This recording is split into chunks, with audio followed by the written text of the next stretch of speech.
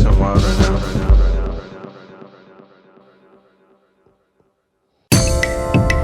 Take a breath, unload your mind, leave it on the shelf. You know it's gems in that drawer. Everybody tore your mind for a second till they get bored. It's like a game, everybody go insane for the time being. But why my soul, I find these theses inside my back pocket. It's like a little locket, I unlock it with the code. Niggas know I got this shit written on my soul. Back again, tapping in, me and my friends smoking on gas, sipping hand, lucid on the beat, flying way above it, I ain't even on my feet. Backwards, backflip, passwords, unhacked, unlocked, this a new packet. I gotta rewind my verses so anyone can hack it. I feel like I'm in the games, hunger, my stomach grounded. Niggas know I'm way under the ground. Anytime I step on this beat, I feel like the pound stuck inside of me. Punching, diving deeper, lunching, munching. I've been ether, burning gas. You've been sleeping, moving past the notion of my life. Written, but it's right. Back again, fighting it. I don't wanna lie, but I pass it in, right as in. I'ma die before the show starts, so let me end this shit quick. I'm not Mozart. Peace signs, middle fingers, watch me throw darts. Back again, one arm. Back slow arm. Damn, this shit is so hard. Damn, this shit is so hard. Welcome to Vine Tree Radio. It's your boy West, chilling with Mauriwowi, how's it going? You know we got a guest. Name's Jack. Hey, Yeah. you got the boy Jack here. You know, he had to introduce himself. We're gonna get into him and his background in a sec right now. Pretty much, you know, you can get into how, you know, we even met in the first place. How I got here. Or you can get into just your background as a person, bro. Jack, like where you from, what you do, all that. When a man and a woman love each other, sometimes they do a little dance, and then a baby comes out. I'm pretty sure I was not an accident, but you know, I'm living life now. Going to school, doing work. That's how we met. We worked at Sprouts, a little farmer's market, and just some good times, and in a kind of a rough place sometimes to be. But now we're both in a better place, I think. So it's good to be here, guys. Yeah, that's dope. Definitely met Jack at Sprouts, working there and shit. I mean, I didn't really know you before that. I didn't know like what transpired in your life to get you to be at Sprouts in that moment and shit. But it was like kind of destined in a weird way, like because at that time I guess I was kind of just getting into my music back with Mauricio over here and getting our group together that we ended up forming this podcast here. Because it was around that time I was going to CLC too, and I was about to transfer. So Sprouts was a job that was just kind of like close to my school and like a little bit doper paying. So I was like, all right, like I'm gonna go work here and like eat some good food and shit, vegetables, all that. Their deli section was fire, straight up. But I think the really like start of us becoming cool, I guess you could say, like on that level, like at Sprouts and all that, I think it more so like had to do with us talking about music.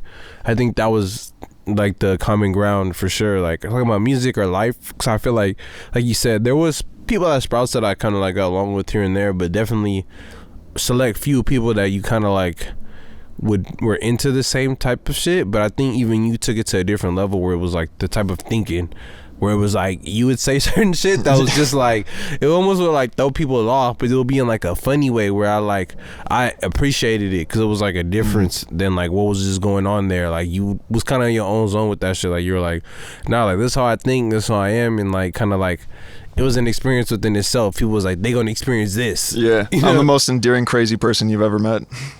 That's funny. Like that, I don't know. I wouldn't know I say crazy because you feel me like there's a lot of ways. I mean, though, like I can say some weird shit from time to time. We both know that. But I think that's what I'm saying. Like in some way, like whatever you may determine as weird, like I obviously probably ain't determined as weird shit, because when you was doing that shit, I was like, damn, that's pretty interesting. Like we was just at work and they'll be burning it out trying to talk about that shit. But I remember that sticking out to me because of like the opposite of it, because of how like it was maybe perceived as weird to like people that was within the structure like system, but how like at the same time it's life. It was like a perfect example of like this shit is life though. Like people still relate to shit we relate to as people. And I would say that shit firsthand with you, like, where it was like, you know, you could get into a conversation with somebody about the Beatles or some shit, like at the job, and they would be on you about it, but it's like it wouldn't really matter because at the end of the day, like, the person wasn't really burnt out at that. You know what I mean? Even though the perception of people in general sometimes is that, like, you know what I mean, like, you be like, damn, this motherfucker rambling or whatever the fuck, but that's not, it's still life. Like, people still be on flip sides of the coin and like relate to that shit either way, though. I felt like we got along really quick. Like, we understood each other on a certain level. It made it really easy for me to start rambling because, you know, there's so much shit to talk about. I could tell it was like music. A little bit, if you elaborate on this, I could tell you was almost like how some people would say, like, smarter than what you were putting out or what people were perceiving you to be putting out at that job, at least. You seemed like you almost like was fucking around because you was just like, I'm overly bored with this shit. Like, I'm just like above this shit, like, mentally. Getting called out right now. Every job I've ever worked. That was the vibe. Like, I was like, oh, okay. But tell me, you could talk about that. I don't know. Yeah, I mean, Sprouts was a weird time for me. I went through a lot of changes. You know, I went through a lot of different experimentations, you know, just seeing what kind of connections you find with people. And I just put all my cards on the table and thought, you know, maybe I talk too much, but sometimes I say some cool, interesting stuff. You know, there's a little too much in my head that I have thinking about. So might as well talk about music because music is rad, to use a lame word. I guess I got a question then that's going to lead into something else I was going to ask Jack about. I'm an open book. I was going to ask about literature and shit, like, eventually, like, we was going to talk about that. But I was going to kind of bridge into how do you see the bridge between music and like, literature and shit? Because that's what that made me think of, in a sense, like, and you could elaborate on this, we all could. But I think that made me think about that when you're talking about how music was something that you chose to kind of put that energy into, but I see that, like, it was just something you chose to, and that's a certain channel, and that was where we related to it on. But then there would be certain other things like literature and shit like that where it was almost like I wouldn't know about, but you would also have even like a deeper affinity for within that, where you would be really talking about some shit where it's almost like, I wonder where you see the connection between those two. Yeah, I think growing up, I always had this sense that I didn't actually understand anything, that I always wanted to kind of get it, you know, like almost as if I was on the outside. And I never understood what that feeling was, and it's sort of gone away as I've gotten older. And I just sort of found a way to kind of see kind of what things are from like a level point of view. Like, if you had never heard music before, never read a book or seen a painting or watched a movie, it's like you don't really have a genre. There's no classification, especially when you're a kid. You know, it's just sort of like a hallucination on a screen. You know, so they're all essentially the same message, just funneled through a different way of doing it. So like the same impetus that gives someone the urge to write a poem about some confessional experience is the same thing that goes into something like, say, a Triple X song. You know, like it's their real shit. It's their personal life that's coming out of them through this way of framing it. It's sort of like those limitations become the freedom that you have for it. It's like no matter how complex a song is, it's always done in rhythms, or it's done in a certain key or with certain notes. But there's infinite possibilities with that. And I thought it was so beautiful, and that kind of jumped into other art forms. It's like you start to see them all the same richness. It's like it's more vivid. That's hard. That's beautiful. And thinking that's such an interesting, like, fuck, I don't even know how to like describe that. Yeah, it's almost that's exactly what it is. That's where the art comes from. I mean, that's really what it is at the end of the day, to be a human being. We don't really know anything. We kind of make up rules to get by with it. All these institutions are kind of pushing us in certain directions we don't want to go, or maybe they are, based on some privilege and shit. But art is kind of our way out of that.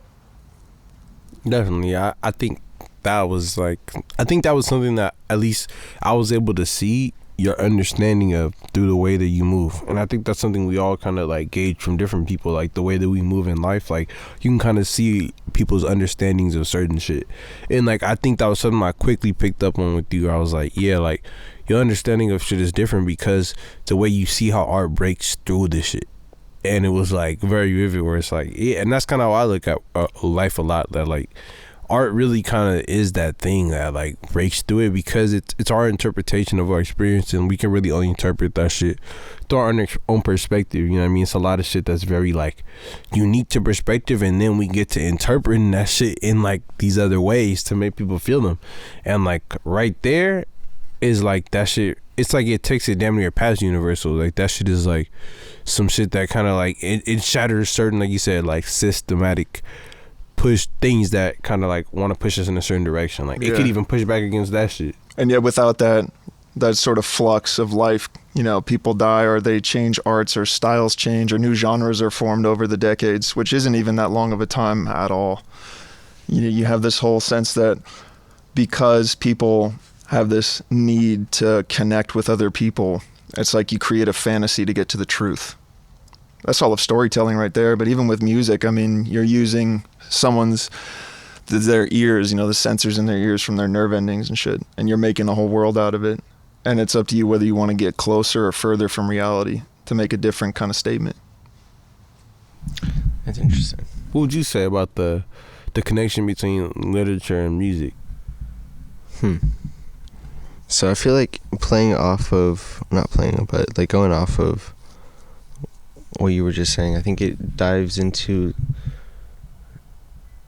a theme of like reality and like being able to bend it sometimes, and like what is it that, because when you listen to or when you read poetry or literature in any sense, let's just say like a book, a story, sometimes it's a real story, sometimes it's a fake story, you know what I mean? It pushes those boundaries, and like, but at the end of the day it's a story. And like I feel like music takes from those stories very well. Like a lot of music, whether it has lyrics or doesn't, it tells a story, because a story is like a vibe, you know what I mean? It's an emotion that's evoked.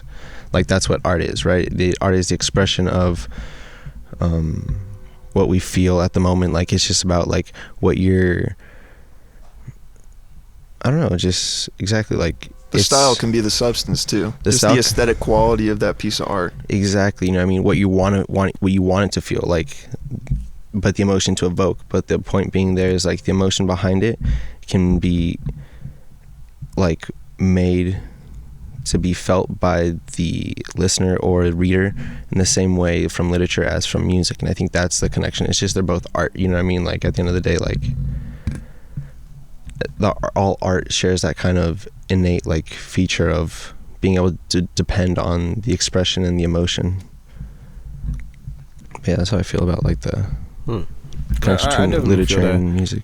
Different art forms do have, like, the different mediums have their own viewpoints. Like they have their own quality to it. I think poetry is probably the closest you get to like being inside someone's head, because our whole society and how we interact with each other right now is a system of noises and language. So reading it without even someone else's voice, you're just reading someone's thoughts, however they chose to create it. Then you get to music, that's just sound.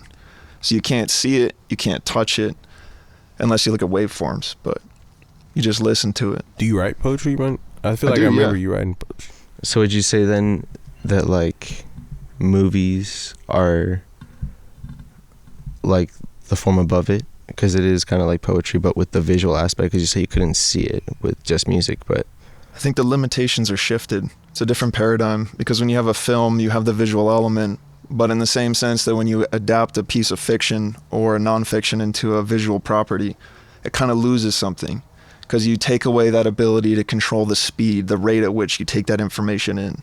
Because TV is the complete opposite.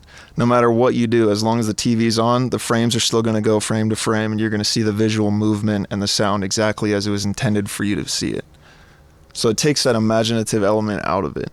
I never thought about it like that, exactly. But that's something that I actually, like, you described some shit that I actually have felt, though, for sure, in a book, where it's like, I never thought about that aspect of it, because I did always look at it maybe linear in a sense, like, all right, like, I can't see this, and now I can see this, but there is a part about it that I don't, basically a part of the experience of reading that I don't have in film when it comes to that imagination factor. Yo, rock with me here. I'm thinking about this in the sense of like, you know how they say like people that have like lost like one of their senses, like their other senses get heightened.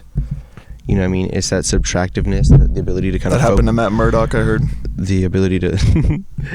No, but it is a thing. I feel like it's because of the idea that you're blocking out like another variable, a distraction, you know, because when we have all these different things going on at the same time, like it can be sensory overload, you know what I mean? It's so much going on that it's too much. So when you want to focus, you usually focus on one thing, you know, you don't want to, like, the idea of like multitasking is as humans, we can't really multitask. Our brain will just focus on different tasks for like a certain split seconds and try to cut between them. But at the end of the day, it's not focusing on multiple things at the same time of like conscious thought of it.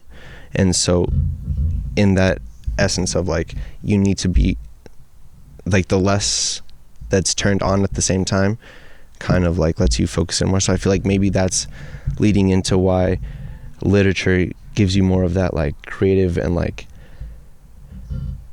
more interactive feel on your end, because you're forced to do it. Like it's not as much given to you, like you have to make up for it on your own end. And so it kind of like, that's what heightens that experience. Yeah, I'd say literature is controlled to the consumer. Well, not really a consumer, you know, a thinker. It's kind of like, you're not encouraged to do anything. They just put the words on the page and say, get with it.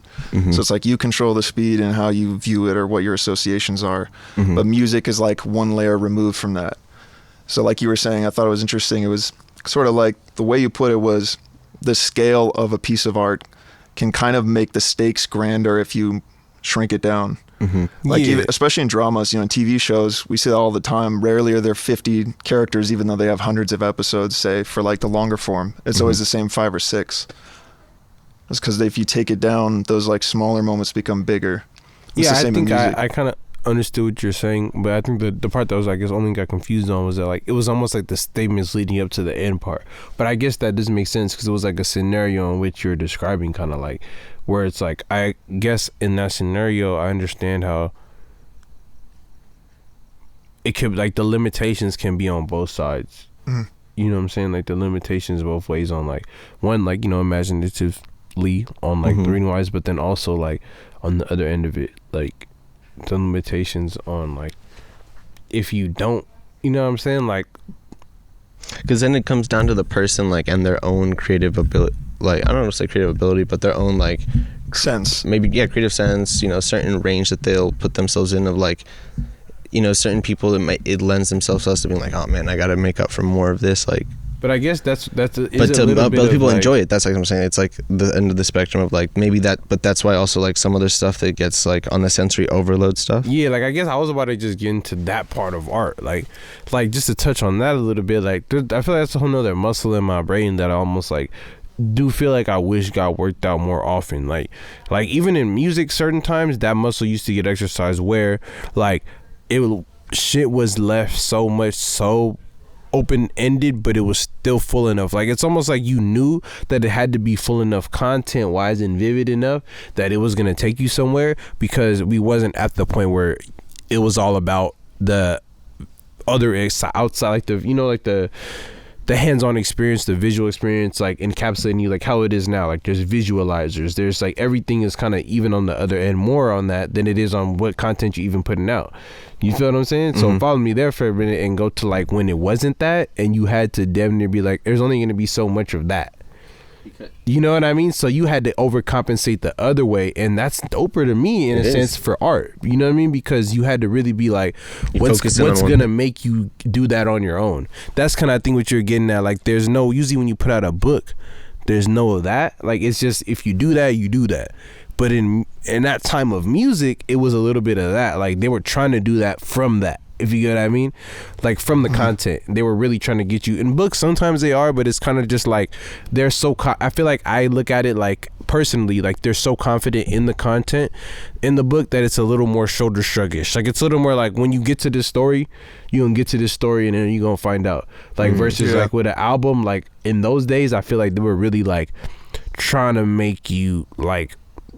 Trying to make you imagine the experience, because it rock with me maybe music is so much so something that it was already leaning to be like, you need the visual, you know what I mean?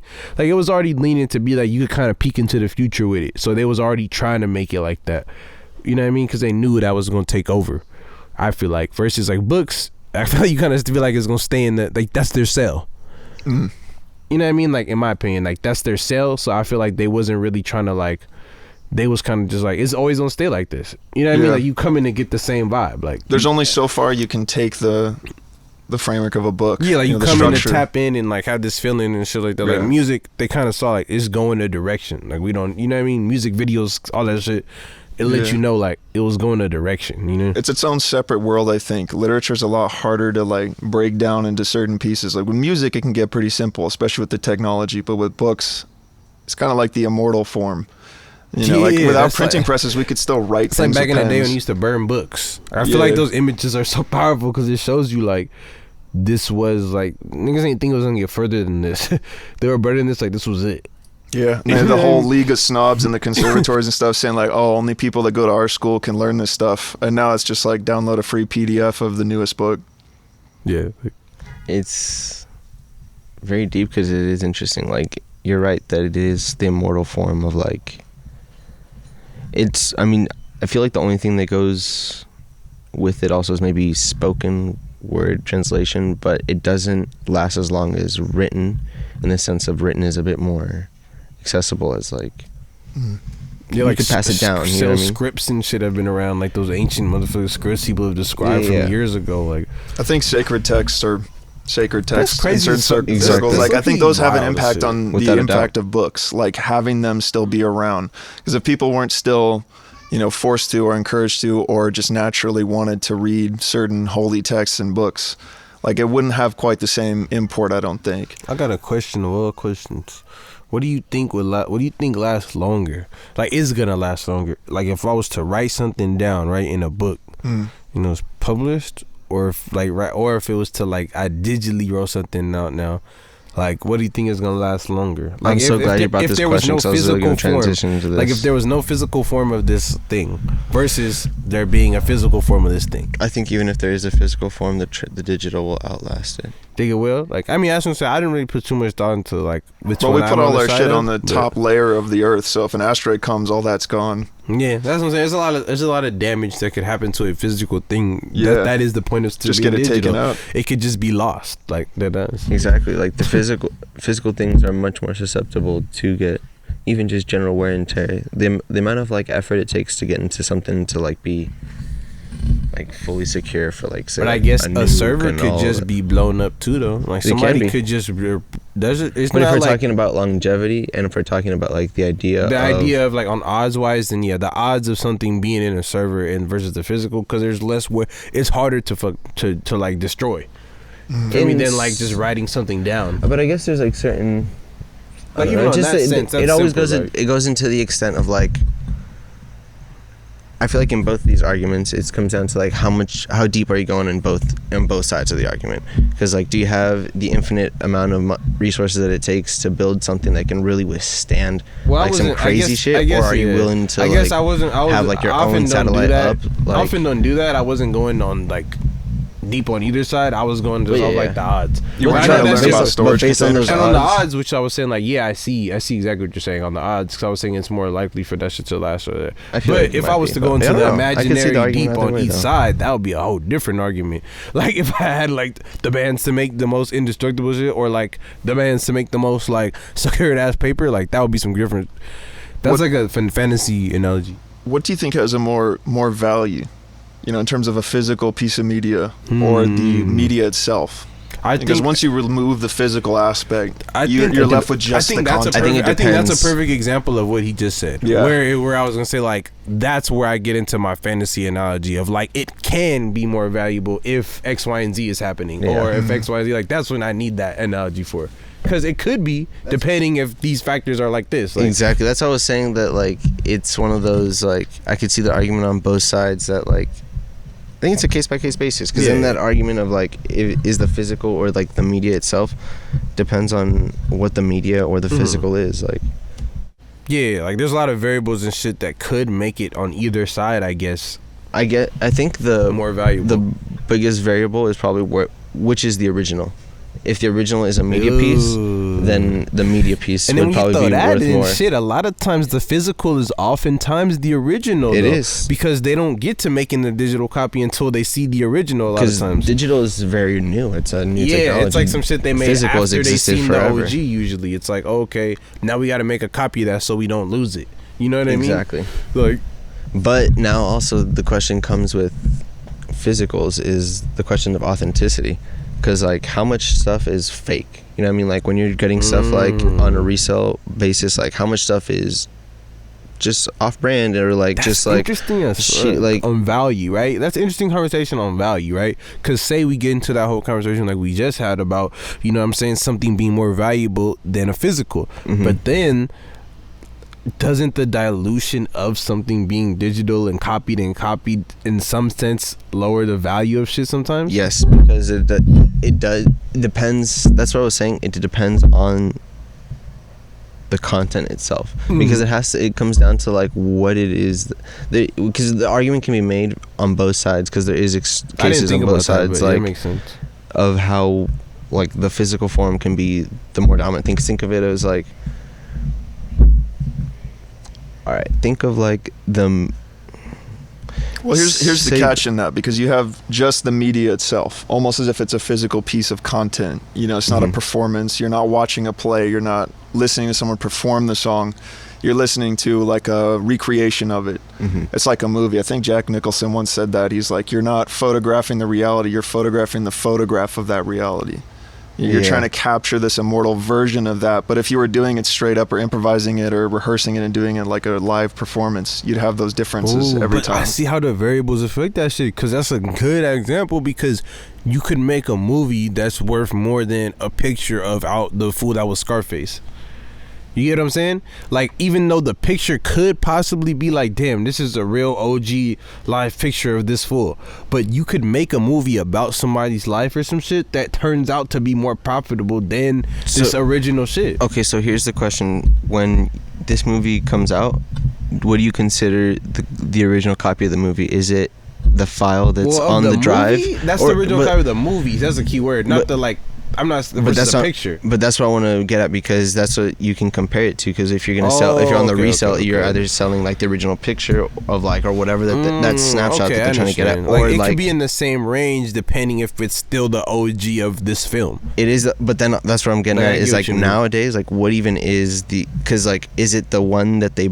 Because when you make the movie, it comes initially as a digital file, right? And then after the digital file, it gets printed onto like a hard drive, or it gets printed onto the first published version though. That's my point with it. And like what if it's like a streamed only version? What if a shit doesn't come out on cassette anymore or DVD? Like, so what if they never make? I'm sure someone might make a copy like on a just to have on a director's scene, but maybe they don't even do that shit anymore. Like if it's purely technological, like it was created technologically using digital editing and then released that way, then it would just come down to the technology itself. You know, what's the real copy? Like you said, is it the Blu-ray quality? Is it the DVD quality? Is it like the one that's even better? You know, is it the one that they had in the editing room before they actually cut it and rendered it? Yeah. You know, there's so many like that, and that's so many questions with it. That's where I feel like it kind of blurs the line of like, is the physical, because like all those come prior to the even like physicals even being printed nowadays. Or even if you look at like say,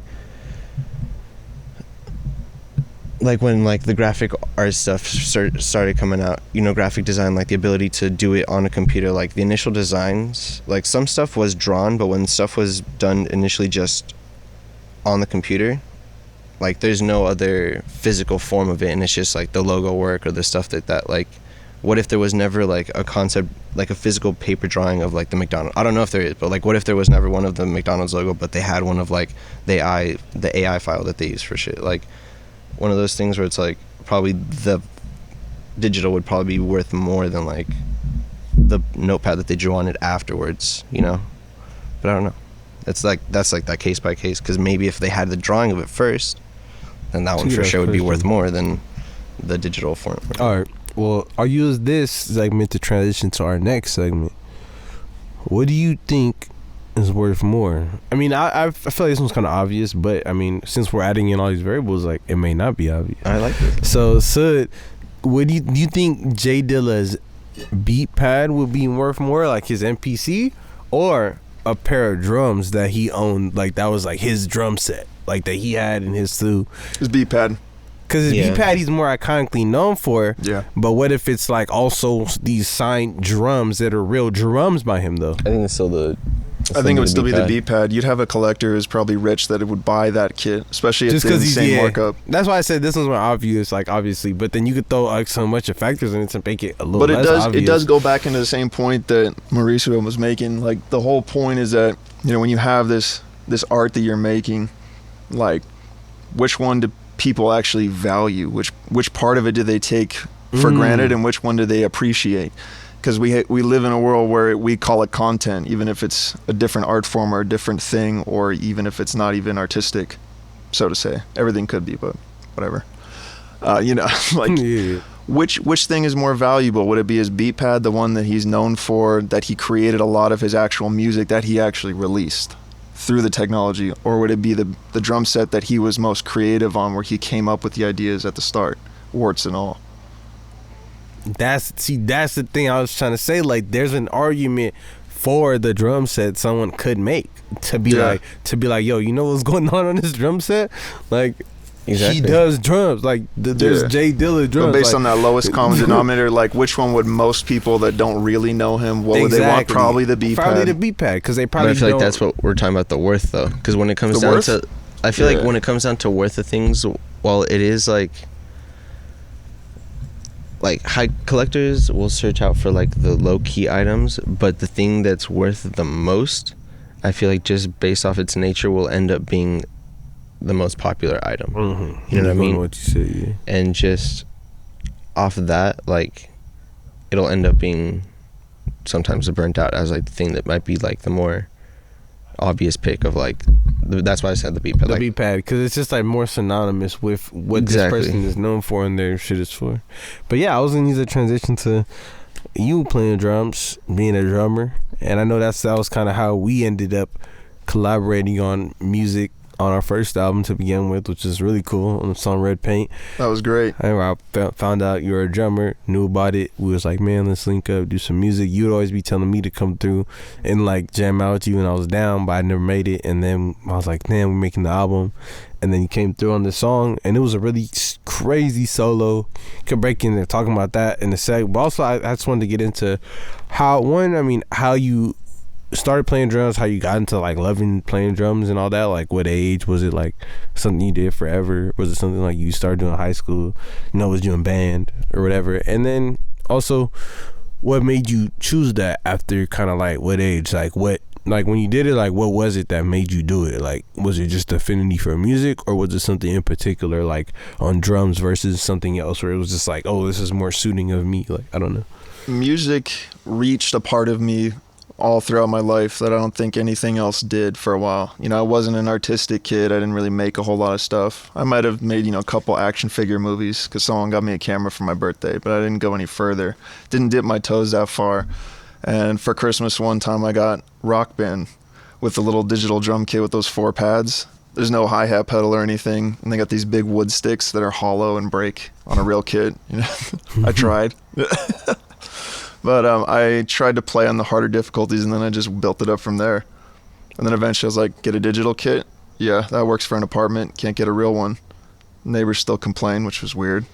Can't imagine why they would, and me stomping on the floor with my big old feet. And then when I switched to acoustic drum kit, like an actual set, that was a done deal right there. I just knew that was my safe place. It just felt right being on a kit. Even if I criticize how I play, or if I don't release it to anybody or do anything with it, it's still just something that makes me feel good. Very cool.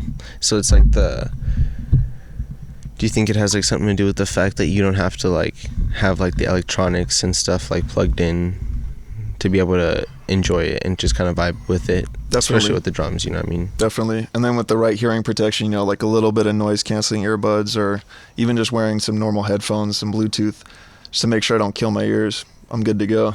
Especially with that ambient sound control where you can hear the room around you. Super cool. So like, what age did you pick it up to like start then, you would say? If we're talking like real drumming, or even just like 2015, so that's 6 years ago. Okay, but like even like when it was like fucking around, like you just was like. So I see what you're probably- saying. You were kind of initially saying that in the beginning of school it wasn't like your main shit, but like you just had an affinity for music. Yeah, I just kept coming back to Rock Band, dude. Okay. Just had to flex on all my friends with those rudiments. Just be like, yo, check this out. I can go right, left really fast. And then you fuck it up, but it feels good. Yeah. So maybe it was kind of like you like saw you had the sauce at it. Yeah, because in Rock Band 3, they added that feature where you get that overdrive bar up, and right before you blast that final crash cymbal, they give you this section where you can do a fill, but since it was on a Nintendo Wii, the latency was ass. So, you'd be playing 3 seconds behind the beat. But at that point, I was like, I'm pretty good. I'd be hearing these jangled fills that were all like shredded and put way out of time. I was like, wait, I could do that for real. Nice. Okay. That's sick. So how?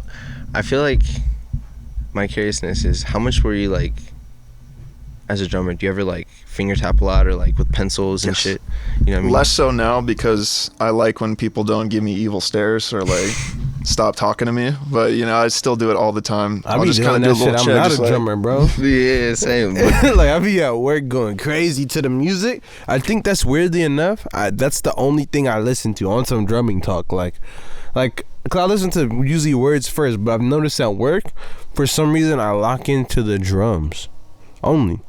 Like I'll literally be there just like kind of zoning out, and instead of like humming to the words, it'll just be like the boom, because you can feel it. Boom. But and I'll just be there, and I was like, "What am I doing?" Like, especially in modern music, contemporary, the last 100 years, it's always been bass drums, snare, some cymbals, even if they couldn't record it. Like in the 50s, that's why you don't hear it even on the rock records. You might think you hear the drum tracks like an Elvis song, and you think that doesn't sound that hard. It's because you can't hear the bass drum. They couldn't even record on certain frequencies. It's like they could have made some hard ass shit back then. Could have made some heavy metal, but they just couldn't record it. Oh, so they couldn't even really make you feel it in your spine, like on some EDM shit. Like they couldn't even have you like. It was all mids and trebles, and the bass was like that subwoofer level, so there wasn't even any punch to it. But that makes sense though, because we didn't have whips like that yet. You know what I mean? Yeah. The cars weren't equipped for it. So yeah, like I couldn't even be bumping it like boom, boom, like with the crazy like cinematic with the sound Bose speakers. So thinking about it, then like probably like the 70s or 80s is when like that started to come into play. That was the Sonic Revolution, right? Yeah, at that point, rock was still the touchstone, and in the modern age, like where we are now, 20 years later, 40 years later, not that long. It's definitely rap. I think that's the most important genre. That's the one that has the most growth in it as well, because it's the newest, it's the freshest, has the most to say. Do you think it still has the most growth in it, though? Yes, I do.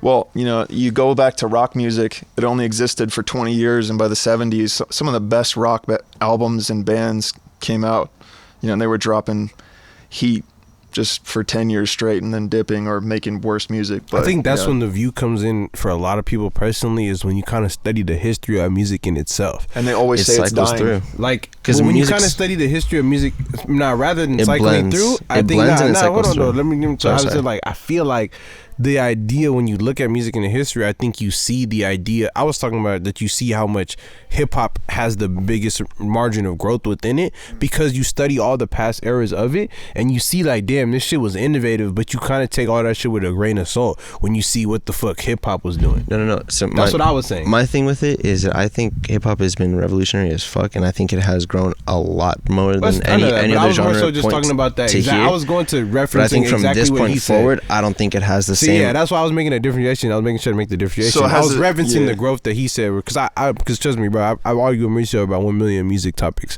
So right there, when he asked you the point about do you think it's still growth now, I paid attention to your answer, and then I made my statement right there to be based off the fact of that I think my view shares similar to that view based on what you brought up, the history of music as a whole.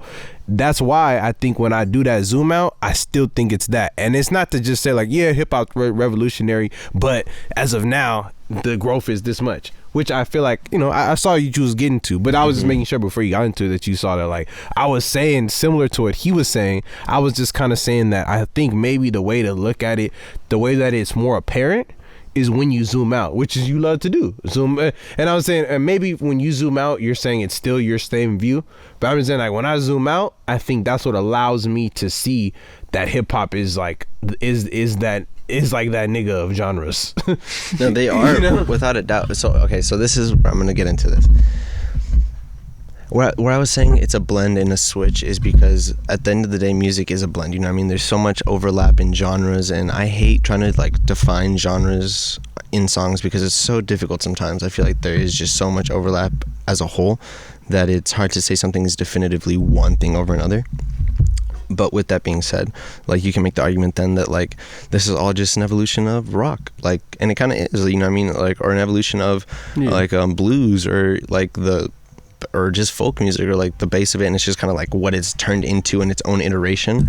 But it is, but like my point being with it is like when you look at it, if we're talking about like the genres of like breaking down to like rock or hip hop or like things like that, like I feel like they do have their moments in time of like when they were like that style of music, I guess you could say, like what defines genre is it had its like real like peak of like growth and like popularity, and I think it still does. Zeitgeist.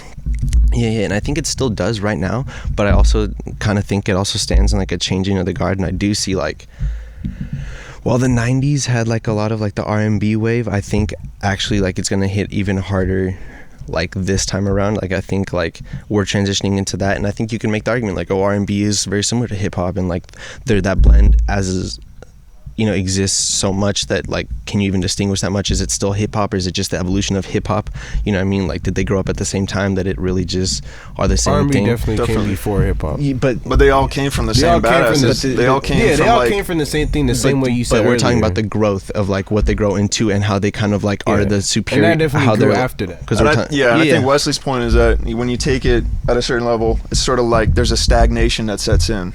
Mm-hmm. And like you were saying as well, I think you were kind of leading there, is where the genre label itself almost becomes like a box you can put it in. Yeah. So, you know, it's not really, nothing's really a rock song, nothing's really an R&B song, unless you choose to view it that way, or the artist kind of their influences came out really strong. Exactly. I guess my point is that, you hit it on the money, is that I think we share the same view of that.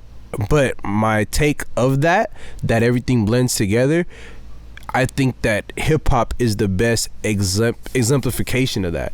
That's what makes it that to me. You get what I'm saying? Is that like, I think that whole thing you're saying about all of them being together is true, but your determination of that, like what you get from that, I think I get something different from that. Is what I'm saying, because so basically it's like this whole thing you just said, it's like I'm rocking right there. So everything you say on that first half, I'm like, yeah. And even so I'm like, yeah. But it's just that I think that because everything comes from like, oh, this genre came into this genre, and I think that R&B and hip-hop are far more different than the way you describe them, but I'll get back to that later. I think it's more so about the bigger point that I think that because regardless they came from each other, and because they came from each other, I think that hip-hop is always showed that this shit is like, it's always kind of showed that like all of these things together in the best light, I guess, to me. I think like and I think because they all came from each other, it makes it doper, because it's like, all right, like where can I see that they all came from each other the best, rather than someone leaning in on one side and then me just knowing it, like, okay, like I was influenced by this and that. You get what I'm saying? Like hip-hop was like, I can see all the different influences, and it's kind of like it's like a flower, you know what I'm saying, when you see it blooming. And I guess the other ones, it don't make everything else not a flower, but it's just my view of it is just that it always seemed more blooming. It always seemed like in full bloom to me, because I could see the other like aspects of it kind of in the forefront. That's the only thing I feel like, versus in say like R&B is influenced by blues, R&B could be influenced by rock, you know what I'm saying, or jazz, yeah. Like, you know what I'm saying, all those old genres. But oftentimes in R&B, do I see like all of that shit at once? I oftentimes feel like I don't. It's usually just somebody leaning on. Oftentimes it could even be a poppier aesthetic that they just kind of ride in a little bit of R&B on. The same with hip hop. Or if they do mix it, it can be kind of a shoddy And that's job. my point. What you're saying is that I think your view of that is much more than mine in hip hop, right? In current hip hop. In current hip hop, I think that it's still, while that exists, still much more cutting edge than all the other genres have been.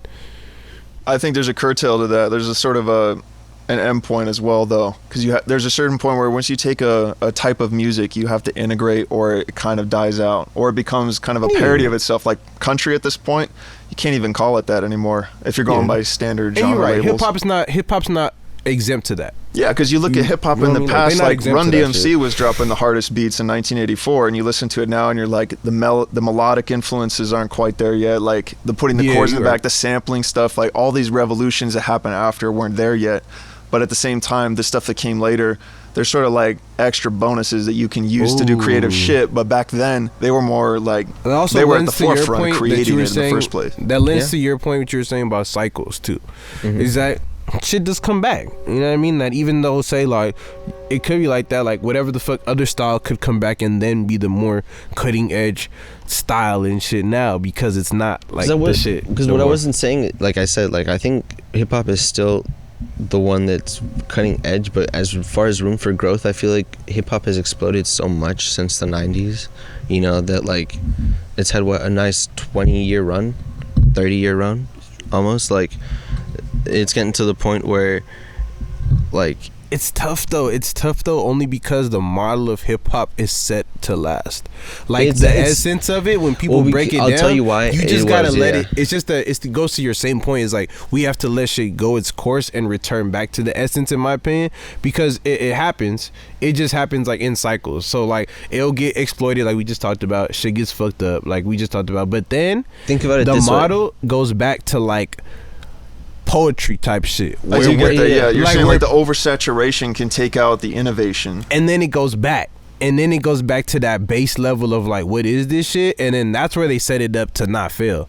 So this is what I'm gonna get with this is like first and foremost, like what do you define as hip hop? Yeah. Because I get like, what do you define as hip hop? Because I'm imagining hip hop in the way that it's kind of being talked about is the sense of like just kind of the layering of rap over an instrumental, because at this point that's really what it is. I think like, that's tough. I feel like if we break down what we define as hip hop, I'll probably get lost in this argument because I don't want to. No. I'm saying I'm saying that I probably wouldn't even want to take the argument to that because I'm not on my 2 feet there. Like honestly, I don't take arguments to places where I'm not on my 2 feet at all. So like if I do how to break it into that, then I'm arguing some shit that's like I wasn't even diving into arguing, because like if I get into specifics of what is hip hop, then we could all be right on our own description of it, in my opinion. Am I allowed to talk about what I think hip hop is? I don't know if I'm allowed to. We could for sure. I'm just saying that like I guess I have to preface it with that like I think any one of us could be right depending on the scenario we describe for what we define hip hop. So it's almost like I stay out of that land because it's like, nigga, anybody could be right depending what the fuck they want to say in that area. I don't think anybody's right. I think everyone's full of shit, and that's why everything's so funny. That's a good pick. All right. Yeah, with hip hop, for me, what I think it is it's like you're playing with the pieces that were left by other people that put another group of people in a box. You're hearing someone breaking out of something they were trapped in against their will. Like you're hearing them rediscover, like you said, it's always a rediscovery. It's a new creative epiphany. Like you're going back to basics. You realize like I'm a human being, and then it becomes like our culture becomes the genre itself. Like the MCs just talking over spoken word poems and like, you know, slam poetry basically over funk beats and R&B beats. That's what I was speaking on. And then it just grows from there. Is rap the basically here my question is to this, is hip hop or rap the daddy genre, basically, like the one that goes above of like, you mean like the most relevant? That's the one that's at the top of the pyramid. I feel like I got a layered answer to that, bro, because I've felt like what you were saying too, like I've always looked at it separate. I've always looked at hip hop as a cultural thing, and then I've always looked up as rap as like the physical separate, like just like rapping, like versus like rap and like, you know, hip hop, and I always the hip hop is like hip hop culture. But then too, going to what you were saying is that I was talking about it in the way you just described, but I think going to what we were just saying about how anyone could be right in this, I don't look at hip hop as exclusively that.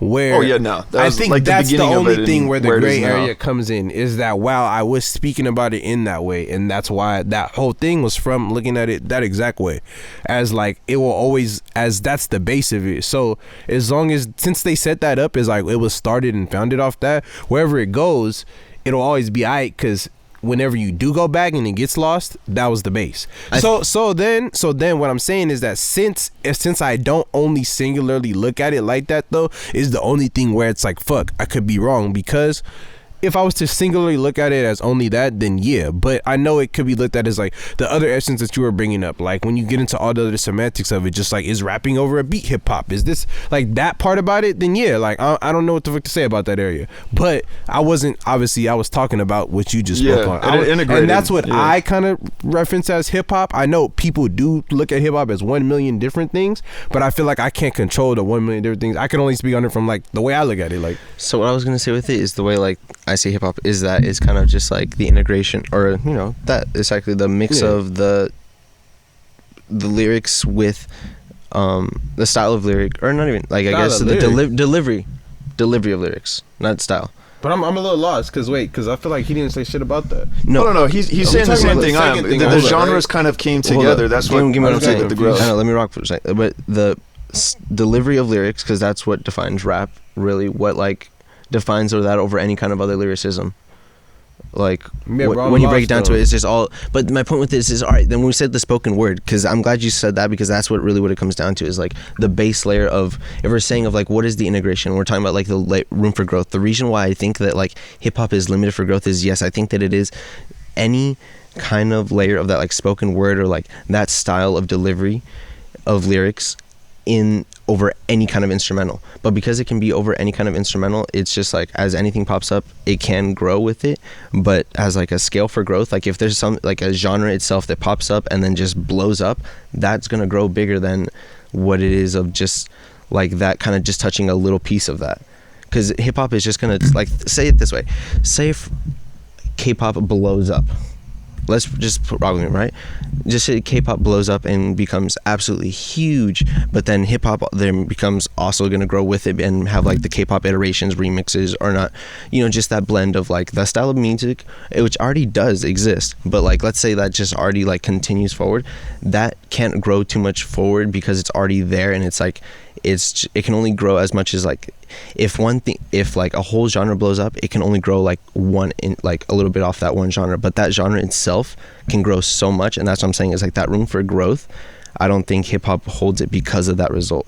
I disagree. Yeah, I disagree, and I think my point is that I think whenever anybody, what you're saying, paints ideal scenario land, they can do that. And I think what you did, as you often do, is you paint. We're talking about like one over one or the other. Finish is that you put like these, you set things in the world. You said this is happening in the world, this is happening in the world, this is happening in the world, and then you said this happened, which is fine because it's an example. But what I'm saying is that when you layer those things up, there's no way anyone can disagree. There was one variable. But there wasn't one variable. Like you explained, there was multiple variables. The variable is there's another genre that blows up. Because you're missing it then if you think that it was just like What's the one other thing. variable? Nah, let me explain it my own way though, bro. Let me explain it my own way. The issue with what you were saying was that it felt like a lot of statements that like where I disagreed with multiple of the statements, but you said the statements went in there as these were facts within this world that you were crafting, or the situation that you were crafting. And then you said these statements and I was like, and then as you said those statements as the facts that you were crafting in this statement, then you said something out of that where it's like, then you made your final statement. And in the final statement, I'm like, fuck, all of these things that you stated, I completely disagree with. But since the way you stated them in here was like, if this is happening, then this means this. If this is happening, then this means this. I think you guys need a stenographer like that Dave Chappelle sketch. The guy that sits in the backpack so you can keep track of your guys' arguments. But I was gonna say, in some sense, I love listening back to these. But I was gonna say, wait, in some sense, that would help Mauricio because you know why? I feel like it would help you, bro. Because let me explain why. I fucking guarantee you guys have gotten into a 30-minute argument about a snare beat. I'm gonna explain why though, because you know why? Because I'm not getting caught up on semantics. If I was, I would have lost the argument already because I'm not even going to the point of being like, the statements that you said that you disagreed with were the statements that I set up that were the scenarios that you said, like the fact and that's why I don't view them as that. And but that's why I'm like, it blows my mind because it was the things that you said that like, all right, this is I'm talking from your perspective. You said, all right, this is my viewpoint, this is what I say it is, and I'm like, all right, in that world we add the variable of, let's say something else blows up. Yeah, the way you described it sound complete opposite to what the fuck I was saying. What you guys are both getting at is like, but you were trying to explain it in this way that was inclusive, but what happened is it's like it almost seemed like kind of a past version of it. Like, think early 2000s pop music. The only way that a rapper could really blow up or get a lot of money is to be featured on a pop track, where most of the time the rap verse was just spit out by a producer and then they had to do it just for the pay and like the exposure. And that's kind of what I felt like. It sounded like what you were saying. That was a terrible sentence, but you were talking about K-pop and hip hop coming together. It wouldn't have a certain its shelf life would be really short. And I don't think that's the case. I don't think it's shelf life because would be you have short. so many examples of albums where they take the basics as you can put them, and then you add in this other element. It just depends on how well you do it. Like say for instance, Tyler the Creator's album Igor, he doesn't consider it a rap album, and I agree with him. It won a Grammy for it because there's a certain stigma around black artists making music in the modern age with certain sound palettes. But he basically did he did his own I see the thread in mix. what you were saying. Yeah. What you mentioned was only a little bit not being enough, and he's saying that was an instance where even that person, it was only the little bit was enough. You know what I mean? That's he's saying that it was good enough otherwise that the little bit of hip hop element to it was enough. That's what he was saying. Because this is the argument that I'm making, and this is the argument that I've been making the whole time. Is it an argument though? It is because of the idea of the potential for growth, because that's what I'm saying is where the genre can grow to, right? So then what do you define as growth? Because that's important, because maybe we're just all confused. I think we have that's different what's versions and confusing definitions there. of it. Maybe Okay. that's the confusing part, because you're right. It's the same thing as defining hip hop, where your definition of growth makes or breaks this argument. All right, so growth is, I guess, I'm taking it in the sense of overtaking, because we're talking about hip hop is king. Hip hop is the biggest thing out there right now, and it makes sense. It's grown to be the biggest thing out there, and it's it reigns that it stands at king. That's no question. I'm not arguing that sentiment. But in your definition of growth, growth, that's what you're defining. He's going to as explain, growth. and then I want to hear yours, so that way I can get in the middle of this. I'm listening. So That's interesting. my sense to it is, all right, so it's grown so much, right? And we understand that, and what I'm saying in the scenario of hip hop is, what we're saying is the idea of lyrics over an instrument or instrumental, right? Let's leave it at that. Well, let's leave it Can at I explain that? I think that's the part that when you get to the... Because I was saying but the that delivery part, of let me lyrics. just so I don't do it again. That's the part that when you get to the end, I always get frustrated about, that I don't like. So I might as well just finally just interject on it. That part, I just explained in my part where I was where I was doing that whole spiel about how I see hip hop, and then it's people can see it all these other ways. I described that as the way I think you're seeing hip hop. I said I don't see it that way. Which is so I was just prefacing in that, because in the beginning and the last thing you said, it seemed like you were saying that that's how we were talking about it. But and just to say, so how do you see and hip hop? and hold on, just to say before I get into that, I hate that happens. I was saying it in the more, we were talking about projecting your struggle onto some shit poetically, that aspect of hip hop. And I was saying that how you can also include the idea of rapping over a beat into it. I do see it as more than that. But I was putting a little that when you get into that land, that's a different land. And then everything you say on that, I was separating that from what I was saying. So therefore, I was there's in my mind, there's no argument there, because I'm not even including that in my definition of hip hop. Just the idea of rapping over beats in this tempo or style. That's what I'm saying. So whenever you got into that, I was yeah, I could rock with that, but that's a different direction than what I'm even saying. So the thing is, and this is a common thread, and I know that you have said this. You're quick to say what you disagree with, but you don't have a quick answer to say what you think it is. So you, bro. Thank you, Mommy. You can leave it right there, Mommy. Thank you, Mommy. You don't say wholesome. Yeah, I know you usually like me to think the other way around. Well, because the thing is, you're quick to dismiss. Say what I don't like. What you don't like, but you don't like, say what it is that you do like. And when it comes down to when I'm saying, all right, well, what is hip hop to you? You're saying what you say it as, okay, well, I say it as it's not this and not this, but what is it to you? Because that's ultimately why. I did elaborate on that. I explained it, and then I went back to saying what it was again. I just personally, the way I think, that matters more to me. But I didn't neglect it. I still did mention it because you asked me, and then I said it again. I said the whole poetic thing, and then I pointed to what he said. So I still said it, but you know me that regardless of how emphasis you think that makes sense to say what I like more, it makes sense for me to say the other part of it at first. I'll still answer it because it's a question. But we never get to that point. I did answer it. I already answered it. But can you reiterate for me right now? Just give me the but short I guess version that's my of point of what view. is hip hop to you. Hold on, my point of view is that I think he's missing is that you gonna be right if you focus on what I like about something, but I'm never gonna want to dissect something from that. How are you making the Let me argument explain, because I'm never gonna want to to dissect something from that point of view, because that's literally, I don't think that makes sense. The same way you think it makes sense to go that way, I think it makes sense to go the opposite way. So it's like, yeah, I could do that for you, but it's just for you. My heart's not in that, because it's really, I'm already looking at it like I'm at a disadvantage explaining, because I feel like I'm forced to say like, all right, well then what do I like? And I'm forced to say it just so you can attack it, versus me saying that, like trying to kind of like. Do you realize compensate? how defensive it is to not say what you like because you're scared that I'm gonna attack it? I'm not scared. It's that I know you and I know how you attack things that I say in that manner. No, the thing is, I'm trying, like, I like to see your point of view, and I'm trying to agree with like certain points, but like what I'm saying with it is that you're so quick to like disagree sometimes, and that I feel like you focus more on the disagreeing than trying to just focus on the point of what you're trying to like elaborate on. You just focus on saying like, nah, this isn't that and this isn't that, but then you don't get to it. I do try to help myself explain better, because I know where I'm not on my 2 feet at. And while that can be defensive, what is that? And while that can be like, defensive, what is the point we're getting at? And I'm saying, while that can be defensive, it's either that, or personally I feel like it's the same thing, like where you flip the situation, where it's like, then on the other side I'm always gonna be on that side. Well, I can see the passion. I can see the passion for hip hop with you. Like, it's the intensity, I think, that's disarming. You know, it's sort of like he took it from more of like maybe a financial standpoint, like, yeah, it's at the top of the hill right now, but growth wise, where could it go? And you're thinking like culture, you're thinking historical, you're thinking like, this is the value of, but like, even on that wave of like culturally, historically, like what its impact is on society, I think it's gone, and I think it has the biggest impact on society right now.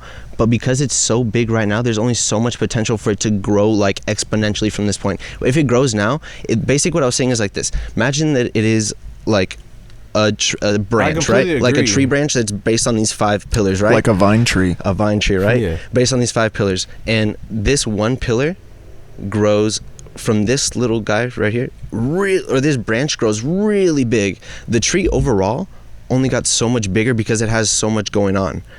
But this branch, if you look at this branch individually, it got so big. My point with hip hop is that hip hop is so wide reaching. I think you were talking about commercial growth. I wasn't talking about commercial growth at all. I know, but my point, even beyond commercial growth, it's just cultural impact. I don't see how this applies to anything beyond commercial growth. Because you're not letting me finish. Rock with me for a second, bro. Like, my point with it is that hip hop has already touched so much that from this point forward, growth, like, I think you misunderstand growth as like thinking that growth from this point forward means including everything before it. No, it means everything from now up. Growth is from like forward thinking, you know what I mean? And so from that consideration, there's only so much more room for growth, I feel like, in hip hop, because as much as it is touching already all these levels, as one level goes up, it's only going to push it up in so much, as much as it can. But that individual level that goes up, if you look at it as you look at it as the genre, because the idea of hip hop is that it can touch in all these different genres, right? It's the blend of these different genres. If that's the case, then the individual genre that blows up, just by that comparison, will have more growth. And that's the argument that I'm making at, is that because hip hop stands at that level and it is what it is, in my eyes, I don't see it as potential for growth from this point forward as more than the disagreement. I think between you guys comes from a different spot. You guys didn't spot it, but I saw hiding in the grass, all crouching. You know, it's that you see it as a sort of like, philosophically speaking, in terms of being an artist, like, you don't want to look at the past if you want to grow for the future.